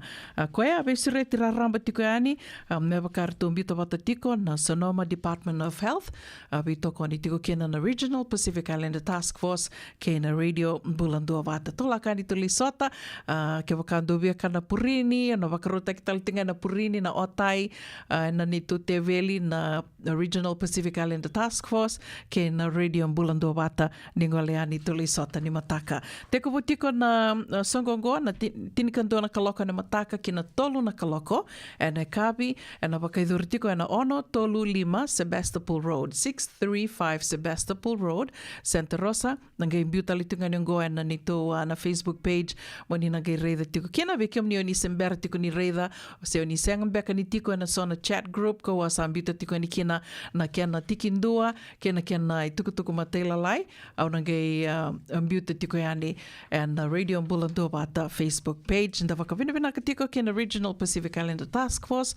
Non retobe ingarabi, retondo ngumatu, retondo na numi kanta tu na ngole mai and matanitu mai na wasa Pasifika kanta samu iwaka itiko and na vanua liwango Amerika. Ongo na programa Worldtaki mai na Regional Pacific Islander Task Force and a Radio Bula Duavata San Francisco na Kauti kenta patamai. E sa mai sivitongona lima na tinika vitu na miniti na serka taravangona veva kambula tiko kina vikim ni kete sarna venga ravi tiko na veva noa ni venga ravi so caregivers vikim ni na nasi vikim ni na venga ravi tiko na meme tiko beka vir na ngone na serengona numikim ni tiko ni kina dena vinaka menda na tools down manda do manda na kena da wiri se da vakata nga kina vikim ni na vakolori tiko na vitolinga ni sale so ni sema tiko mai kina Radio Bula Duavata vinaka vakalewa na sema tiko mai kera tunga ngai wase tiko yani dona like follow us bakatan laki na Instagram ke na nito YouTube channel ni wasatiao Radio Bula Duavata YouTube channel bula vinaka Jane Tukana vinaka vakalevo na sema tiko mai na kavini kua bakatan laki na ve Magi Dax bula vinaka Magi bula vinaka Butch ke tata apete na itini do bula mai Navato bula vinaka Obi wase langi vinaka vakalevo na sema tiko mai na kavini kua vakanduni vinaka talitungani ve Maliana vosa mai muri vakambula tiko mai Sacramento and ngona sarangango vakatel nga kina ve Lucy Leone Turanga Sound dombula vinaka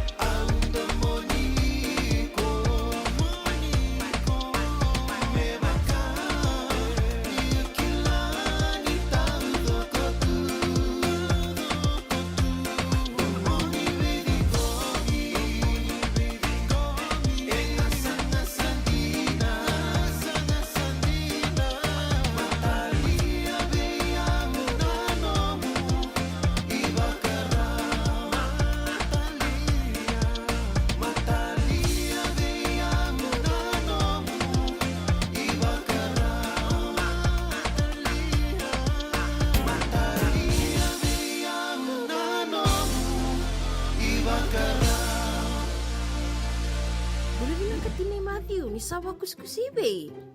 Isa, ni bula binaka. O se vivi mandongo kina maoli mat. Ele taka kina endona nito pakataka kana lailai. No le uku taka pakatotolo, ni bernirto yadea ni nabulangi. Oi, o dea bakasanga. Erto pakasanga telanga orato. Sarara saranga. Go enda so mga nakakana. Esen nita so manakena bakanya takina olo. Oi, okay. Nagsaraman da kilatiko. Maulimad, Valima Rualima Montgomery Drive, Suite 2 and 3, Santa Rosa, California. Veitartara sarani kinanaba ni telefoni 125 Rualima Saiba, Vitu Tolu Lima Vitu, ene kena itugutugu matalalai. Nungu chisu nungu banua.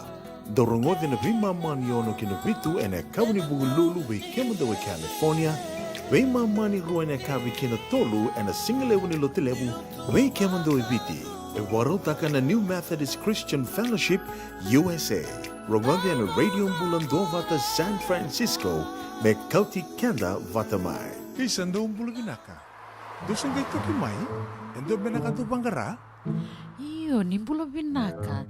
Kito singi toki bo sarangamay. Sa totokan dino, Pennsylvania.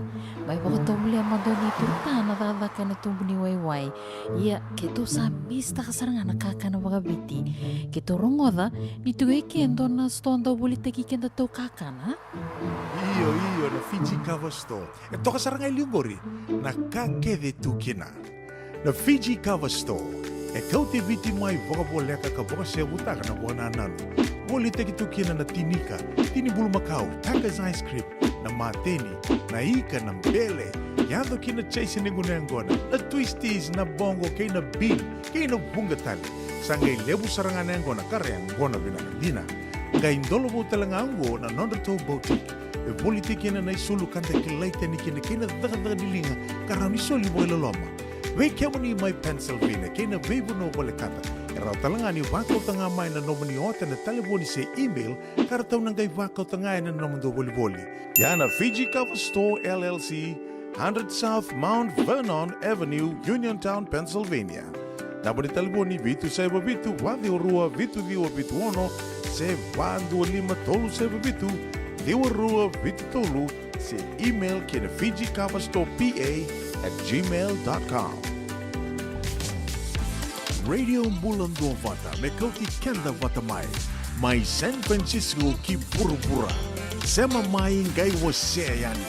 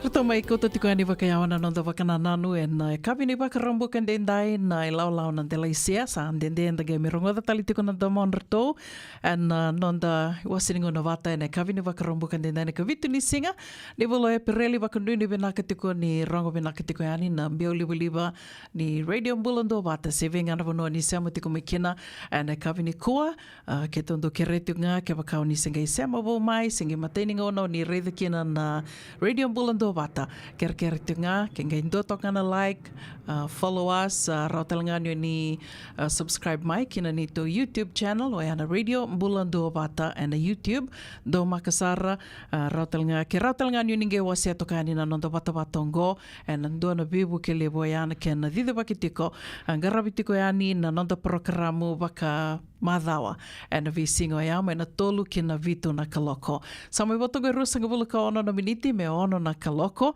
Muni madhawa mbalabu tiko piki mdo mai viti wakanuni wina kitiko yani na muni madhawa mbalabu ngo. Senga ni madhala se dhava mbeka na ituba kau ukilanga ndonga na kau kilani ngo endo na muni madhawa enda ndo bunga bekenda enda ndo nana makisarakina wakalebu mbaleta ni lebu na ngona ni wakadhengo. Senga mande ni kilavi kimdo na sema tiko mai ngo ndo wakadhengo tiko na mai na dhaka so mitalitunga na singa ni dhaka na wakarombuka ke na moniti se senga. Ia o wakanuni venaka tiko mandangayani ni na maru takitiko na moni madhaungo. Madha sawa tiki robi tal no tiko bat ke na dona no guna na leilai o tia sa waka madhala tiki sara tiko mai na dhaka. Ia mauli ker me ndobi kimdo me ke rawa ni ndo e mai Kauti na leileani me le ngondo talibi rau. Roti kono na leila roti ko bolingo dua satu ko ningo mai ko ngir mai o dona marama ngir mai dona taka ngo mele mena ko yani kino na leila mele taka ngo o tia sa to sarti ko ni robital no ke ro sangai basanga tiko me kiro vital no takitiko sena lako bakadava mbelete ni kito so ke tiko na taka o tinga o satar sarani awa o dena dana ko marama ni ve sa keni sa mene se ni talivuni kandua. Seng sarani kila na dana o seng talani kila e marama ni vei. Kada mo terangan gundrenre baleta ni kila ni vunga ngo na sandu vatunga na no vital noa se kada savi kadi vitonga na nita na tau senga tiko ninda taronga na edana mantanga mateni kaya na edana o tia se ni marama ni vei o sa wakatabuli de tiko bia o mendona kami o nando dhakawa tiko ya no vingo na kede mi uvital no ke ndo ambaleta ni senga saranga ni tu bekenda senga ni tu na nonda wakanana no ya me ndo endo vitala no ana mateni ngona kende senga ni bekilai menda wakamadala tiki kenda mandanga ya ni Ia, dona kambimbio ya, me dando wakabit kile teki kenda manda ni berningai tosa na vitala noa. Kau kila talanga ni so e rando wasa mai e rasenga ni rando tukuna mai na evandra se na vano e ratiko kina se radhabutu mai bei au kila tiko ni so endo watiko ya ia o tinga sangue ndo vango no go vakasama oi ke bakai sangue ni vina katoko e meu kile ko ya na dava mbeka meu kile ko e kinai ke baka o ko mandanga vakatike ko e sangue ni vina katoko e o mo kile ko e ani sa ye tinga na vitala noa na why should I know that person na dava mbeka mo kile ko e una meu kile ko e kinai o ko ngai ando na ka o kila ni bimbi sindo na ka mbeka do menda na waka matau teki kenda kina dondo vitala noa matai saramantanga ni kanda do menda na dhakawa ai o dhe na vanda da tukuna ni na vanda kenda marama ni vei senda turanga ni vei e na bukia bakalevo na vitala noa baleta ni kenda kedango e tuna nonda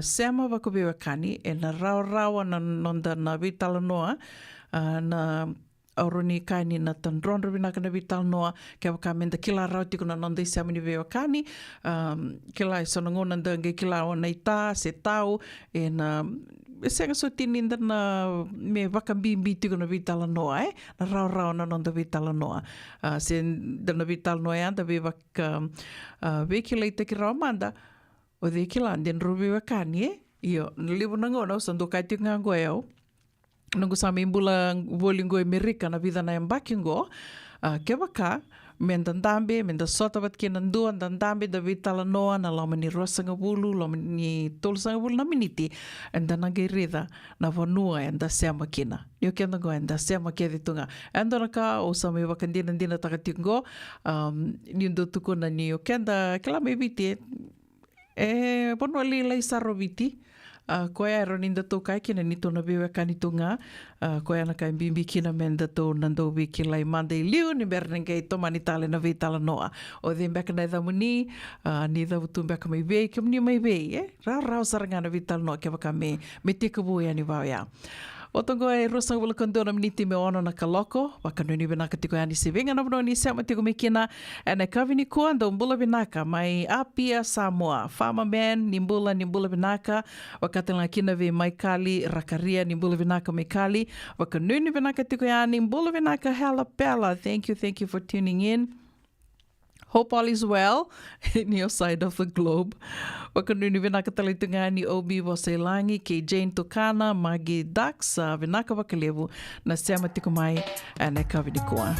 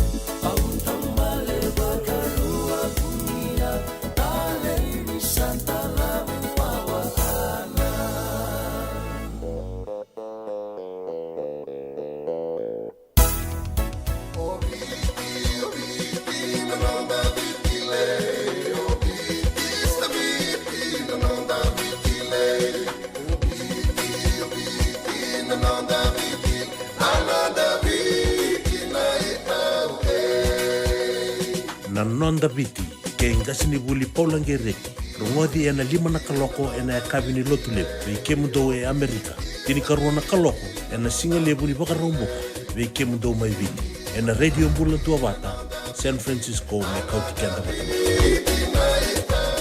Isang daong bula binaka. Dosang kayo toki mai? Endo binaka to bangara? Iyo, ni bula binaka. Kito singi toki bo sarangamay. Satu token dino Pennsylvania. May bakatomli ang madoni turtana dadaka na tumbuni wayway. Iya, kito sa mista kasaranga nakaka na wakabiti. Kito rongoda, nitugay kendo na stonda bulita kikenda to kakana. Iyo, na Fiji Cover Store. E toka sarangay liungori, na kakede tukina. Na Fiji Cover Store. E Kauti viti mai vokaboleka ka voka se utaka na wana nanu. Woli teki tukina na tinika, tini bulu makau, Taka's Ice Cream, na mateni, na ika, na mbele. Yando kina chase ningu na ngona, na twisties, na bongo, kay na bean, kay na bungatali. Sangay lebu sarangan na ngona, kare ang ngona binakadina. Ngay ndolo mo talanga ango na nondato boutique. E woli teki na naisulu kanta kilaita ni kina kina daga dilinga, karang nisoli mo ilaloma. Wei kemo ni mai Pennsylvania, kena vevo no wale kata. Era talanga ni wako tanga mai na nomani ota na telefoni se email, kara tau nangai wako tanga na nomando woli. Yana Fiji Cover Store LLC, 100 South Mount Vernon Avenue, Uniontown, Pennsylvania. Nabani telefoni vitu seba vitu, wadi orua vitu diwa vitu ono, se vandu lima tolu seba vitu, diwa rua vitu tolu, se email kena Fiji Cover Store PA@gmail.com. Kena mbega ni pasta kita kuna namulore na buku ni smoke check kita urau ni buku iko. Girita mai na neto team ni Empower Team and Southern California Pacific Islander Community Response Team mo kuneki na labibu ka bagay labo kasi ni saumi. Gir mai na onurua ono saiban dua liwa ono. Ai, kemando bakando tunga mai viti. Sa baka matalaw na namando ko bati. Sa lemo na kemando tinika na tinimbulu makau na bisikete na Vata, red cow. Wupo! Dasako si masarangan na ikatungo. Gamay tutala na kenurnibono kenambele. Pai, karek. Da wala mai ve. Oi, dosa ito ni kila. Kito bulbuli nga may na maulimat. Tukang ko Santa Rosa. Mai ve? Na maulimat, wele. Doko na nonda business na ngonit daw kay Amerika. Daw kusamay. Daw may wali-wali na maulimat. 4525 Montgomery Drive, Suite 2 and 3, Santa Rosa, California. Nungu chisu, nungu banua. Dorongodi na vima maniono kinavitu ene kabuni bugululu we kemadawe California. We mamani ruene kabi kina tolu ene singalewu ni lotilebu we kemando viti. E warotaka na New Methodist Christian Fellowship, USA. Rongodi na Radio Bula Duavata, San Francisco, me Kauti Keda Vatamai. Radio Bula Duavata, me Kauti Keda Vatamai. Mai San Francisco ki pura-pura. Sema mai ngai wase yani.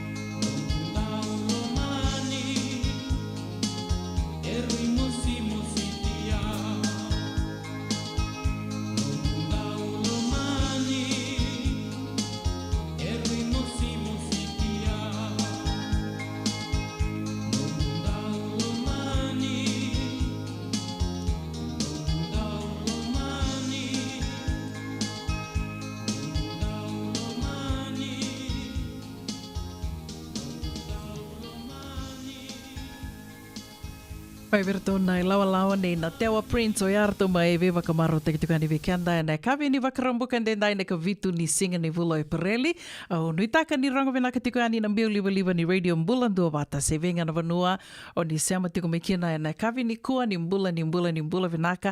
Rombula venaka Balts Rose ke pasipa nene levu mbula venaka mbui salkatia sa ndendendo ge rere mai na marama wakanuni venaka kitukani wikimdo e na moni madha venaka ngo o nui taka ni ndo mbula venaka tiko. I nda vital no tika na buku ni veka some bleta na nonda mbula ndo talanga na kambimbi ngo na nonda mbula wakilabo. Ni kua vekimdo nangai sema koso tiko mai ngo ni kua ya mai tau ya butaki tiko kina mai rongo tiko kina na sevu ni nonda porokaramu wakamadhawa ka wakatoka itiko wakailabo ena wakarombuka. Ya na sananda rongo tiko ena ve wakarombuka ke de sara tikubu mai tikubu ni kua ni o titoka na tolu ia na madha mai ngo e sanando rongothi tiko e na ono na kaloko e na vea kavi ni wakarombuka ke de sara. Wikimni o ni a dhalata na kena mai sewutaki ni kua ningai sikobayani na nito YouTube channel na Radio Bula Duavata YouTube channel e na tiko e ni kena na katukatuni o ya na nirua me vital no tiko ke Brad Hamada do na turanga nongi toka ni kiro se viki lai makawa sarmai na vida na mbake sa oti ndo venga rabi tiko koe na as a financial advisor. Yeah. Ndo na wunau se ndo na campaign e mai teko buta ki tiko ngo e wakatoka i tiko na financial literacy campaign. Ka na usutu tiko ngaya, na kena usutu tiko ni campaign ngo ya menda waka raramata ki tiko, nda waka ungeti tiko, senga wale ngai na bimbi ni lavo, na nguni sala dhavo so te rawan inda maruro i lavo kina, se rawan ina teko bumbeka waka dhava na nonda maruro i lavo, waka bimbi we kenda tau. Kondo kaitunga iso ke tō sudu mai, tumbudake mai, senga so te tūni ke tō kila se mea wakatawulidi mandanga ave ke tō na bimbi ni lavo io, da ke la ke tō na maleka ni lavo, ia na kena bimbi ke na nonda rawa ni maroro i lavo se na kena bimbi mbeka menda maroro i lavo, ke wakai senga ni nda wakatawulidi me kina e na nrenre menda mai mbula taka tiko na nonda sa mbula tiko ngo, wakabimbi na da sa mi tiko e na bonua leo bongo Amerika na vi matani tula levo e so, and the kila ni lava dava nda mai rawata tongo e levo dake sarame ni lavo kanda rawata mai viti se nda rawa ni rawata mai viti ke waka menda dhaka tu mai viti koe ambi talanga kina menda na mai kila se ngoni sala dava soti e rao ninda maruri lava kina na vata dhava soti e tu e rawa ninda na maruri lava tiko kina. Waka bimbi tiko na numa ni kambimbi menda na mai vital no taka tiko e na vimadha na ulutanga ngomba leta ni sa lewe rasa ngole mai e na ngono ngora sa green card tiko mai senga ni waka e kenda toto se lako mai na ngono tō lako mikina lako ale saratunga mai na lako ngā mai waka sarabanoa tō sanga mai waka sanga ratu e sonongo ni sala me rau kina no tō pepa so sa rau na pepa e so enda sa mai tunga da tu sartunga sa rawa tu nambula ia nango e lewe rangai ngole mai ar sa roniu kai ar tamba ngone matapu wale ngone reveo tini ngone ra se kalale na ngone sa ngole mai rangai ngole tu mengo sa green card tu mai sa rau tu na kena mai na nonra mai tau ia butaka na nonra mbula na bono lebongo Amerika ko vambota ni bimbi kina me nda vital no takatalinga ninda sami rawi lavo na dhava soti e rawa ninda dhakava teka buba kadhava na nonda maruru i lavo Ia tukuna tingo na o bosa tinga ningo na nongu bula wakate ki au mbalete ni o kila e so e rangai tumbu dhake mai e sara rawatira tu mai na nonra matupu wale sara wakatawuli di tiko mai e na bimbi ni lavo ke na maruru i lavo e so be kenda tō e vātiko ea e so be kenda tō wakate ki au ke mami tumbu dhake mai sanga tuni se wakatawuli di ke mami na maruru i lavo na bimbi ni maruru i lavo ia Kongo nea, ke wakao ni adhalata na vital no ni kua, o seret ke mni ningai sikawaiani na YouTube channel ni mataka, e sana ngai tiko ni kina na nero a vital no tiko ke Brad e na singlibu ni kua, ia ke wakai tiko e sona na ulutanga mbeka, se sona mbeka na tambana, wakai lavo ndo via ki la, o ni via ki la, ni na vina kata mena mai vital no taki, rao ni rasureti mai kino irna kena ndau, ni wola mai, ngona no do tō Vata. Ai ana usu tu tiko ni Radio Bula Duavata, be waka ramataki, be waka toroida kitaki, be waka ungeti tiko ana be kai some baleta na nonda mbula ana be singa. Waka bimbi be kenta na sa bimbi mai vanua anda sa mai tu, anda sa mai sasanga mbula tu ana matani tu leleo weso. Koia, ninge na nama ki tali tuku mai ana waka rombuka mai angona ono na kaloko, sivitaka na ono na tini na minitini wasoti au, ana rungo de tali tuki na nonda iwasiringo na Vata, waka toka i tiko na wakelavo e na wakarombuka. Sa me sivitongo na ono e na tolu na miniti wakambula tiko ane vikimdo na sema tiko mai na kavini kua, bula vinaka tata, pete na itini, nimbula vinaka kai, sandende, wakanuni vinaka tiko ane vikimdo, baltero se, wakatala kina vinau pasipa nene levu, bula vinaka mbui salakatia, wakanuni vinaka tiko ane, ono itaka ni toro ni na lisote ane ni mataka, na Community Health Fair mai Sebastopol, wakatala kina vinau kenga raur tu, sema sar tiko mai Australia, na kavini koa, singa tiko ni koa sa wakaroa i tiko vikimdo mai Australia. Wakanuni vinaka tiko hani vikimdo. Wakatala kena ve Bell, Andy, nimbula vinaka, Farmer Man, vinaka wakalevo na sema sartiko mai Samoa, mai Apia Samoa, na singa levo ni kua, wakambula talitingani ve mai Kelly, Rakaria, kei Chutatia laveti. Mbula vinaka Butch, wakanuni vinaka tiko, wakambimbi tiko na vina numi, wana Rossi ni Waimaro, Mel Swinga, na Novo, bula vinaka.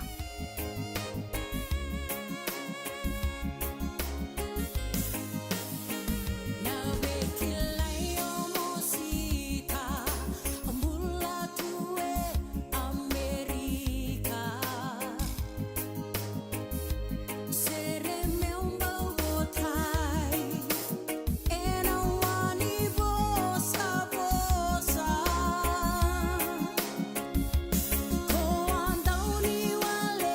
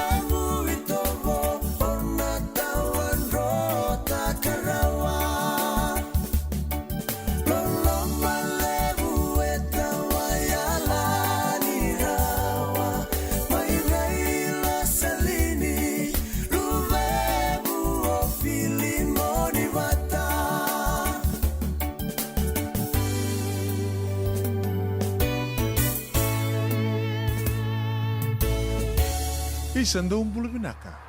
Doon ngay toki mai, endo benaka tu bangara. Iyo, ni Bula Binaka. Kito singi toki bo sarangamay. Satu token dino Pennsylvania. May baka tumuli ang madoni turta na dadakan na tumbuni wayway. Iya, kito sa mista kasarangan nakaka na mga biti. Kito rongoda, nito ay kendo na stonda ulit kikenda to kakana. Iyo, na Fiji Cover Store. Ito kasarangay liugori, nakakede tu kina. Na Fiji Cover Store. Kauti viti mai vokaboleka ka voka se butaka na bona nanu. Woli teki tukina na tinika, tini bulu makau, Taka's ice cream, na mateni, na ika na mbele. Yado kina chase ningunengona, na twisties na bongo kay na bean, kay na bungatali. Sangay lebu saranganengona kareang gona binakadina. Ngay indolo bo talangango na nondato boutique. E woli teki na isulu kanta kilaita ni kina kina daga dilinga karami soli boy loloma. Wei kemuni mai Pennsylvania, kena vebu no bole kata. Era talangani wakau tanga mai na nomani ota na taliboni se email, kara tau nangai wakau tanga na nomando boli. Yana Fiji Cover Store LLC, 100 South Mount Vernon Avenue, Uniontown, Pennsylvania. Naboni taliboni vitu saiba vitu, wadi orua vitu diwa vitu ono, se vandu lima tolu saiba vitu, diwa rua vitu tolu, se email kena Fiji Cover Store PA@gmail.com. Senga, esan dondi na marau kina voga thingile wo wakila. Baleta? Kesa mani ka vivi na nongumbula, ke mundo sana senga ni lenga. Dona senga talanga ni rere wala ma se mundo warakati o ni lavun reng. Baleta ni swada kabatu na nongu life insurance policy. Iko da kamu to waka tapia. Sa tumu matanga na numun ranga senga tu na nontu pepa. Sa tiko na mate, se senga na pepa, senga na lenga. E se rawanganin dua na nomu life insurance ve Lincoln Heritage Life Insurance. Na kambani ni life insurance ka nga niti kenda vinaka na itoke kanda sama ivoga tiko-tiko ngoya Amerika. Rawa-rawa sar na bawa leo fomo.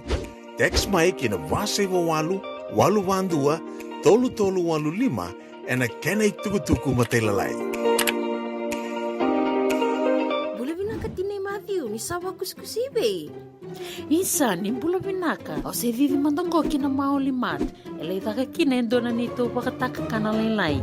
Me ole uku taka pakatotolo, ni bernir to yadea ni nabulangi. Oi, o dia bakasanga. Erto bakasanga telanga ora to. Sarara saranga. Go enda so mga nakakana. Esen minta so manakena bakanya takina olo. Oi, okay. Binakasaraman da kilatiko. Maulimad, 5525 Montgomery Drive, Suite 2 and 3, Santa Rosa, California.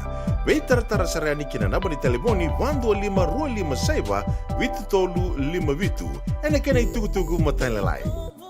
Nungu chisu nungu banua. Dorongothi na vima maniono kina vitu ena kabuni bugululu ve kemuda we California. Vima mani ruene kavi kina tolu ena singalewu ni lotilevu ve kemuda we viti. E warotaka na New Methodist Christian Fellowship, USA. Rongondi na Radio Bula Duavata, San Francisco, me Kauti Keda, Vata mai.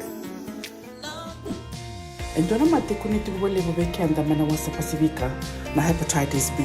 E kuneini ndua mana beya tini corona leni winua mana wasa Pasifika Amerike ni tobi reti kuna matengo na hepatitis B. Ongo libu dhake na kenara ni betobi sena tobi kuna matini ngadha se liver cancer. Endende mendo kila kesa tebi kwentiko. Me bakani sanga soti ni kene bakatakila kila se symptoms. Bakabo kesa mbimbi na mate.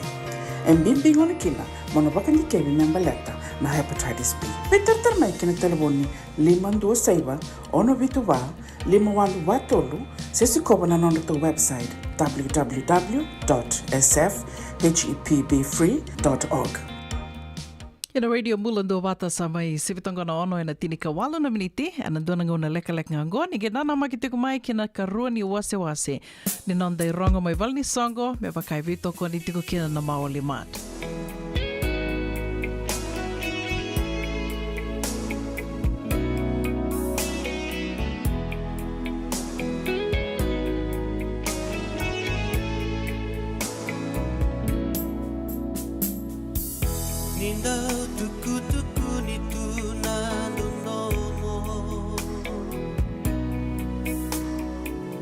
Sere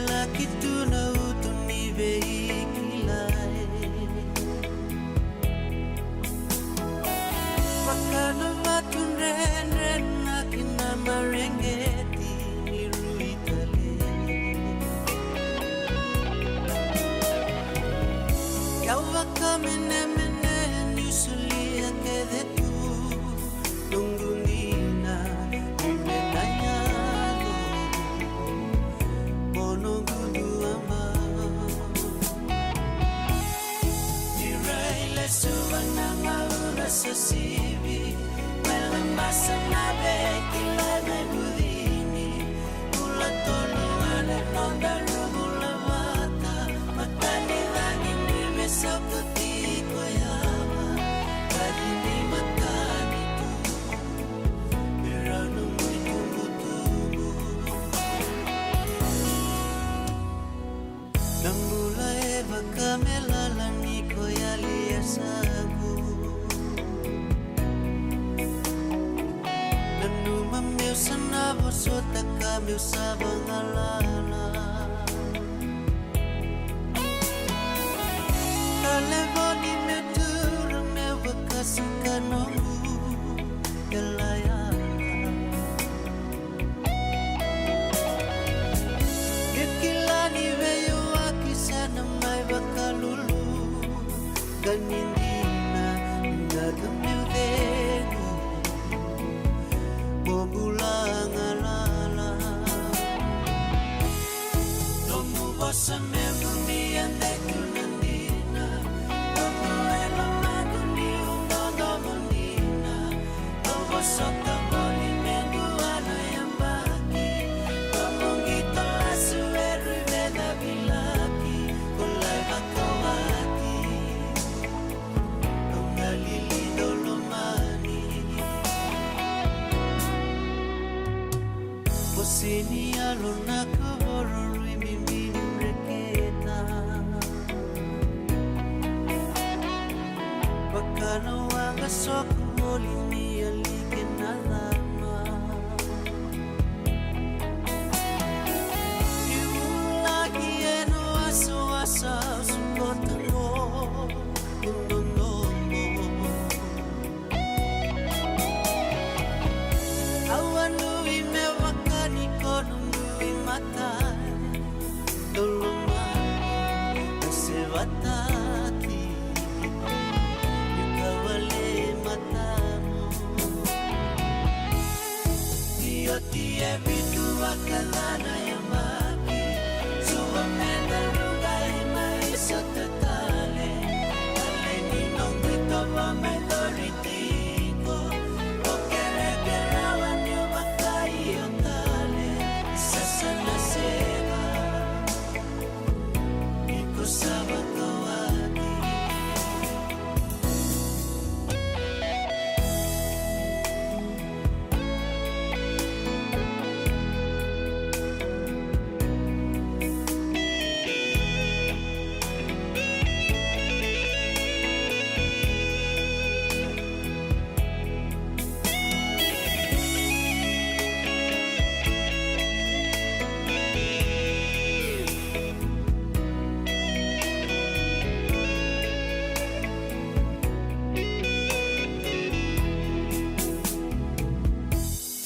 Iotie vitu wakalana yamaki Suwa menda rugai maisa tatale Ale ninongwito wa mendoritiko Okerekerawa ni wakai otale Sasa nasega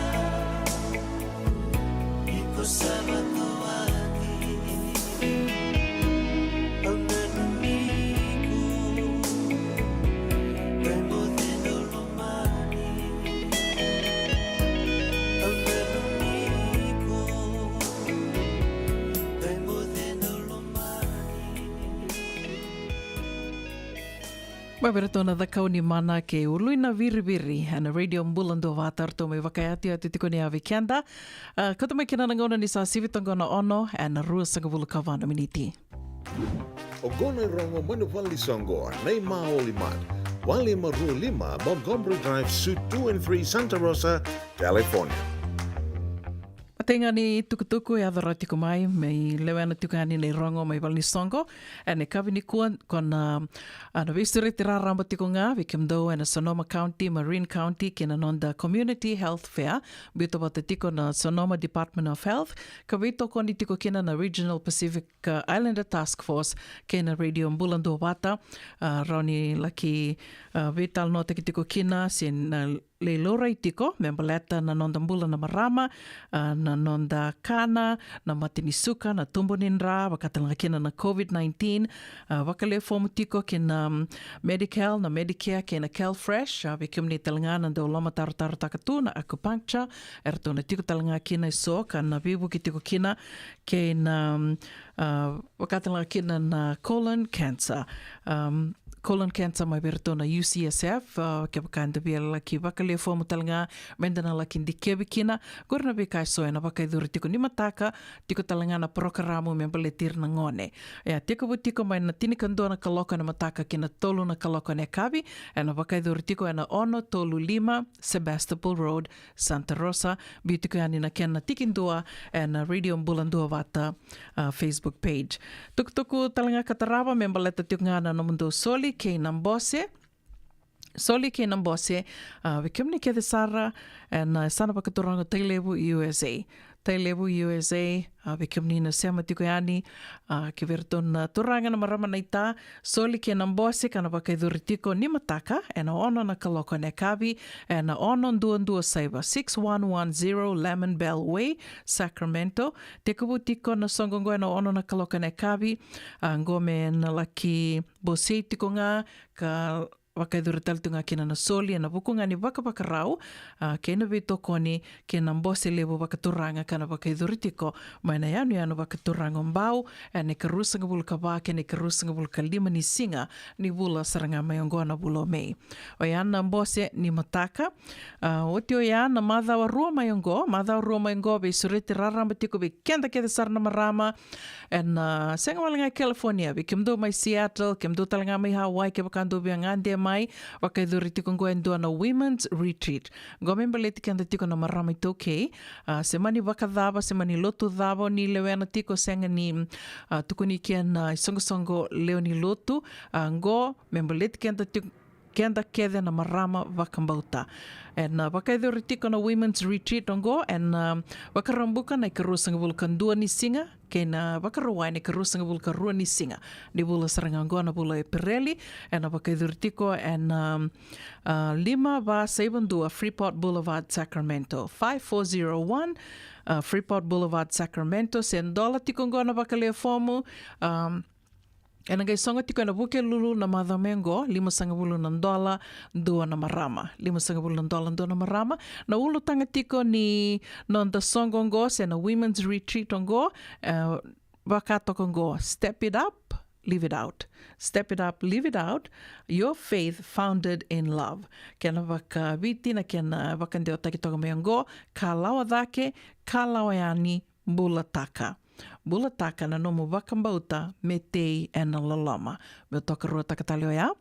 Ka lawa dhake, ka lawa yani bula taka. Mo ni bula taka na nomu wakambauta me tei e na lalama. To toka ndina na kauni nonda sota na maramango se na Women's Retreat ongo na wakaidurtiko ya na madha rumengo karusang bulkan duni singa karusang bulkan rua kena programo na kena wakamatela lai ninga isema tiko nga mai kena Radio Bula Duavata.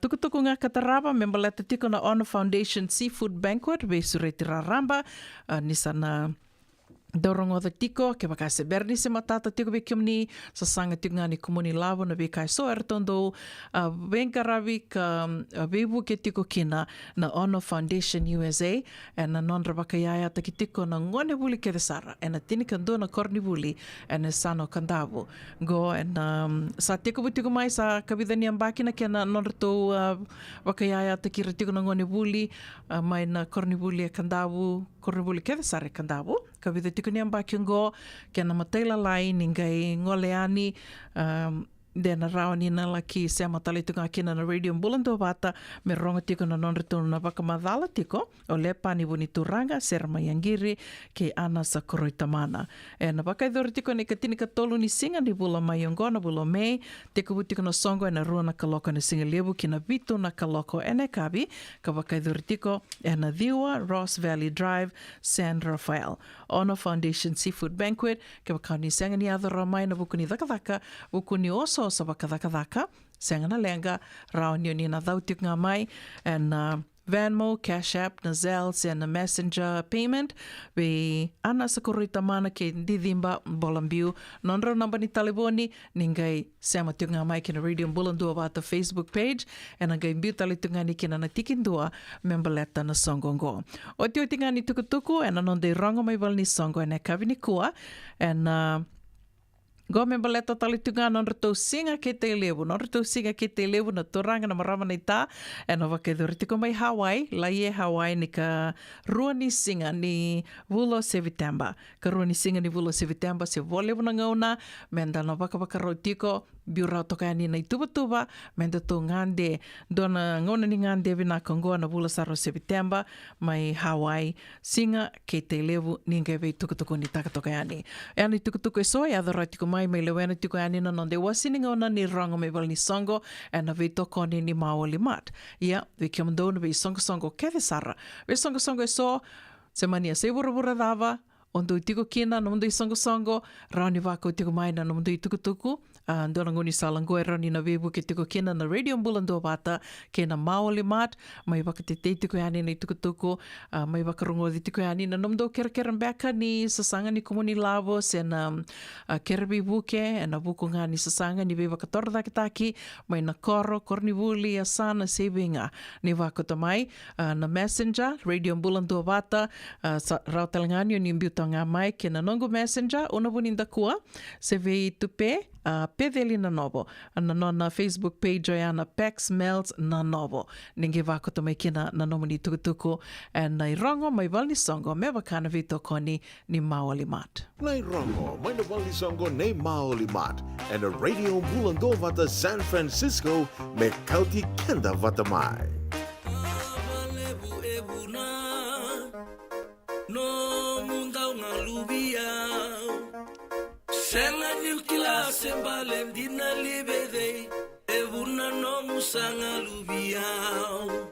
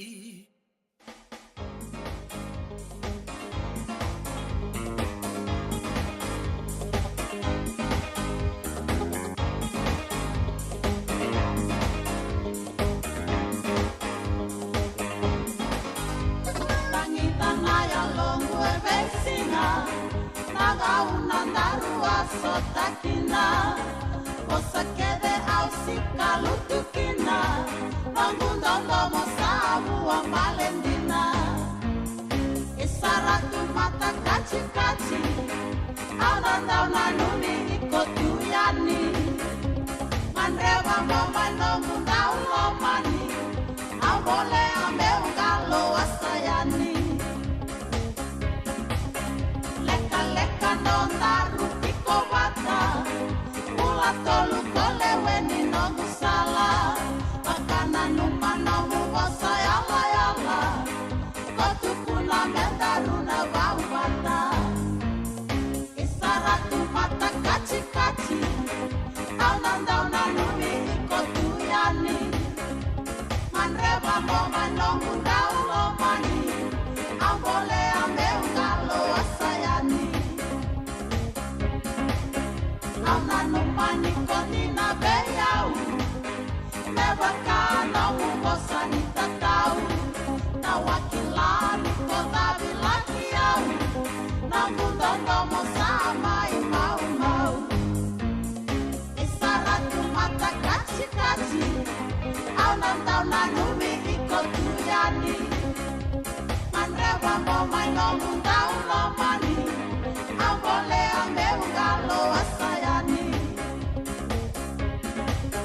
Mekinia no mubaka yatu yatu Tabe unilei na no muyanu yanu Kanadea na no mundelani yabu Sabote no murosi wananabu Isaratu mata kachi-kachi Aunandau nanumi ikotuyani Manreva moma no mundau lomani Ambole ambe ungalo asayani Lewa usawa na wawa. Osala, osamaya nipo.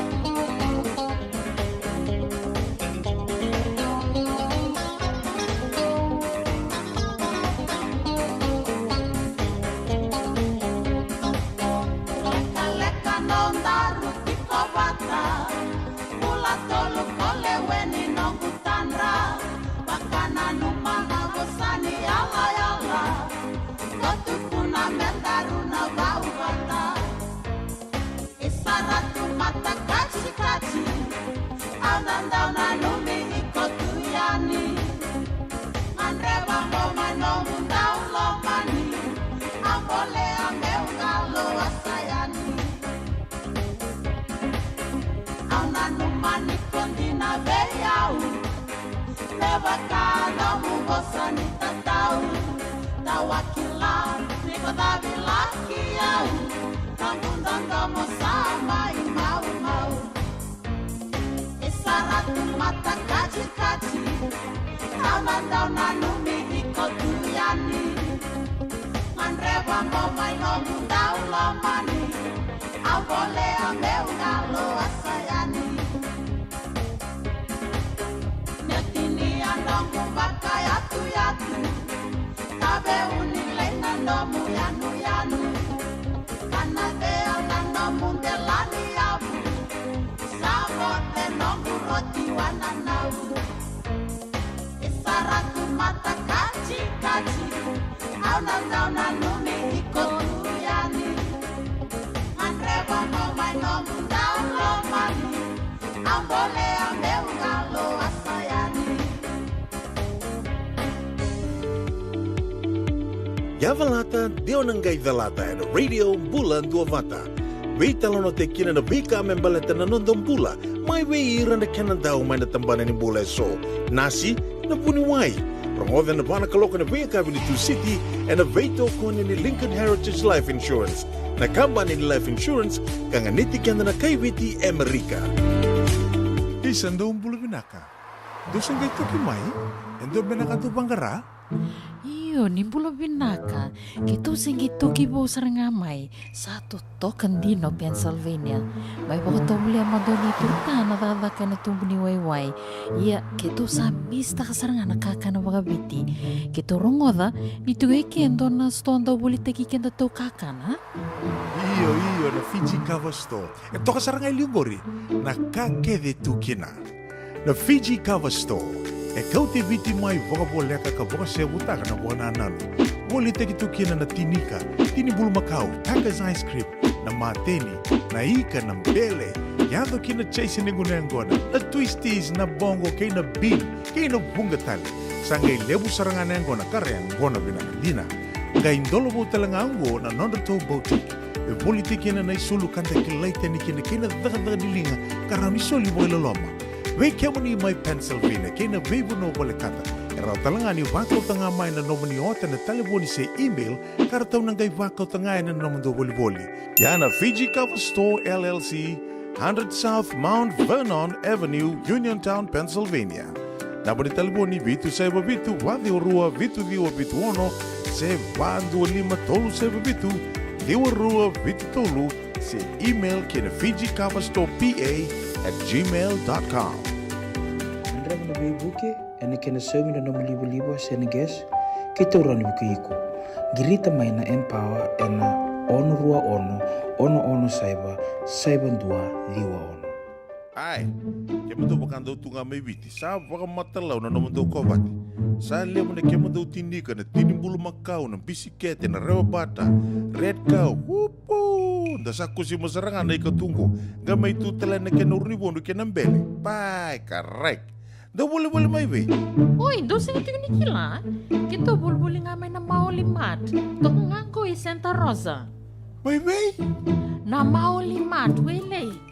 Doko na nonda business na ngoli tau kay Amerika. Doko sa mai. Do mai volleyball na maulimat. 4525 Montgomery Drive, Suite 2 and 3, Santa Rosa, California.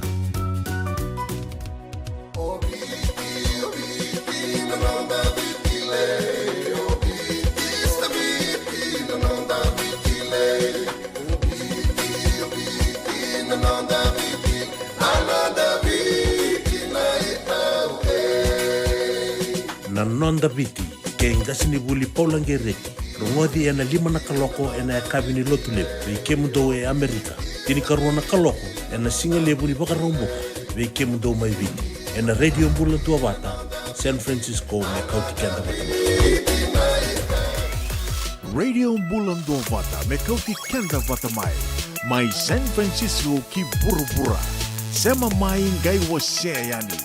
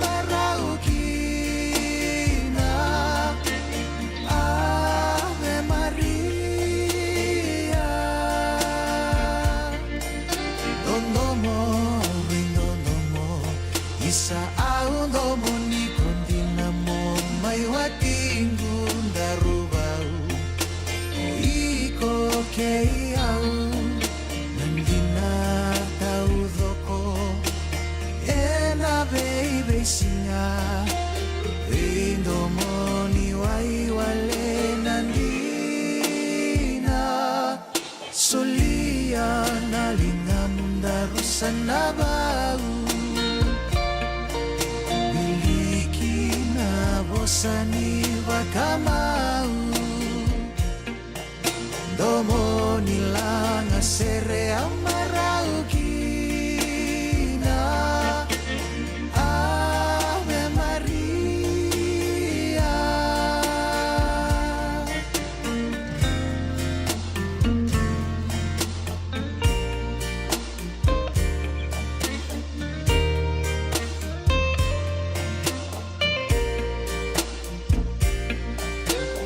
domo au rindomo isa au domo ni kondinamo mai watingu darubau o iko ke au nandina tau zoko ena baby singa rindomo ni wai wale nandina solia na lingam darusan na bau miliki na bosani wakamau domo nila na sere amarau kina Ave Maria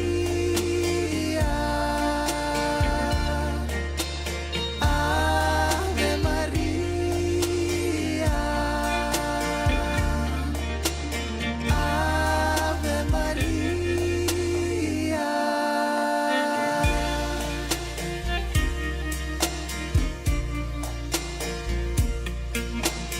Ave Maria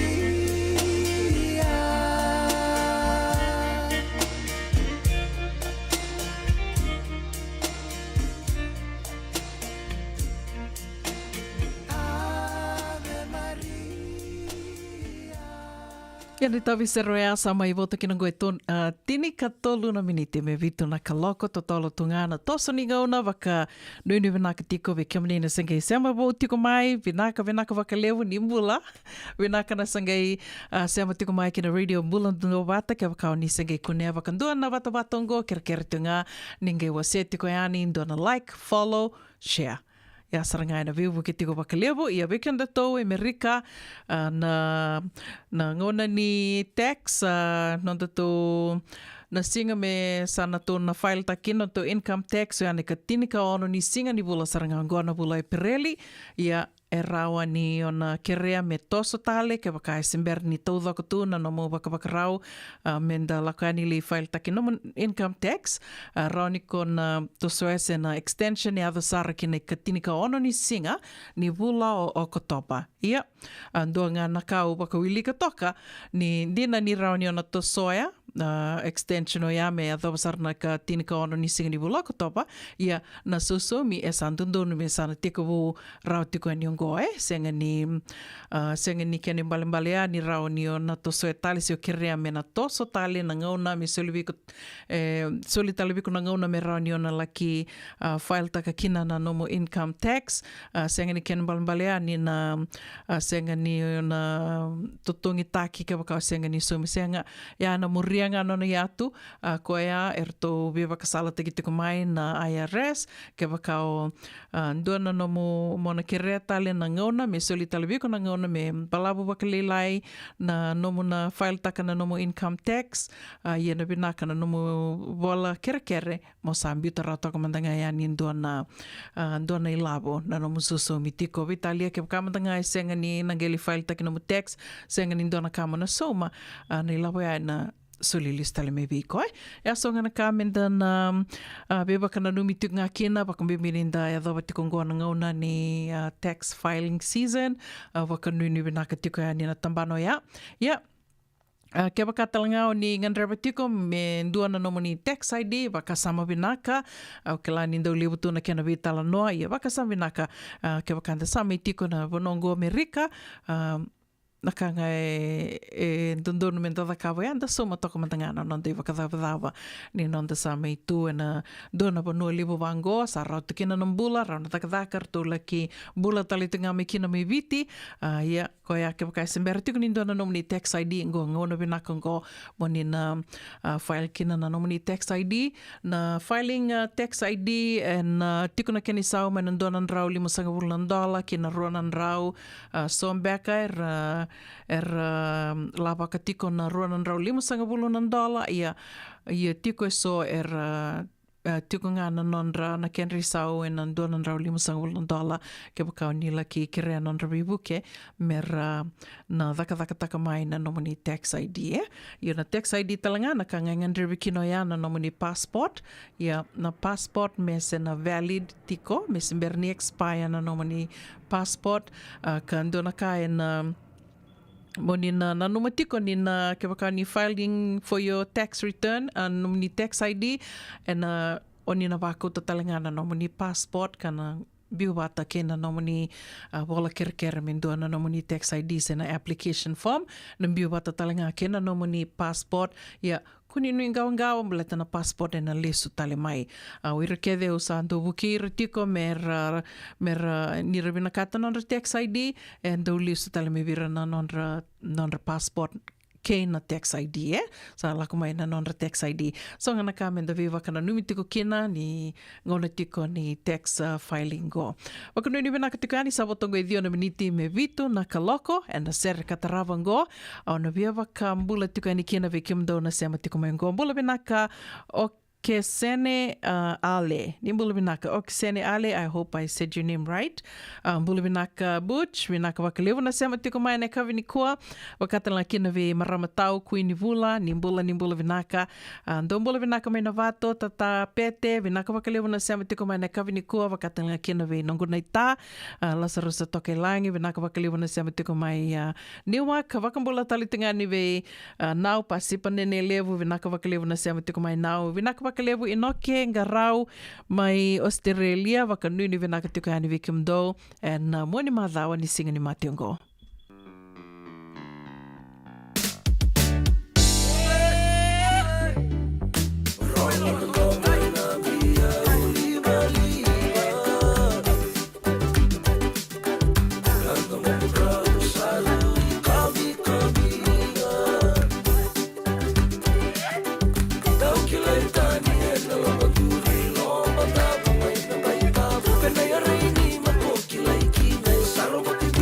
Quebra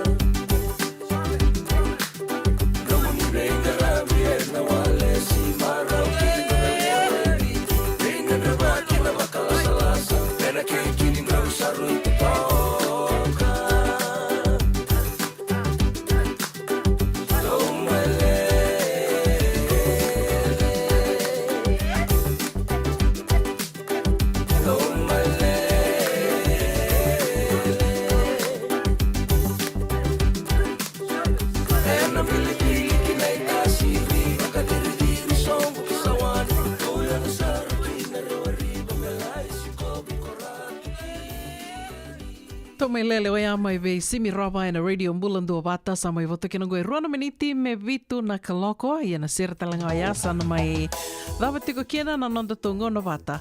Na kavi vinaka ni wakarombuka ndendai na ka vitu ni singa ni vulo e pereli wakanui ni vinaka ni nandua na moni madha vinaka vikenda tau na moni madha ngo se mani dhava ngai na moni tuva tiko se mo tika mai kina radio Bula Duavata. No moni toka ni go una vuninda kua me dhava na ngau nandala ngai virongo din domo tali tiko kina ni te wakadenga takomanda.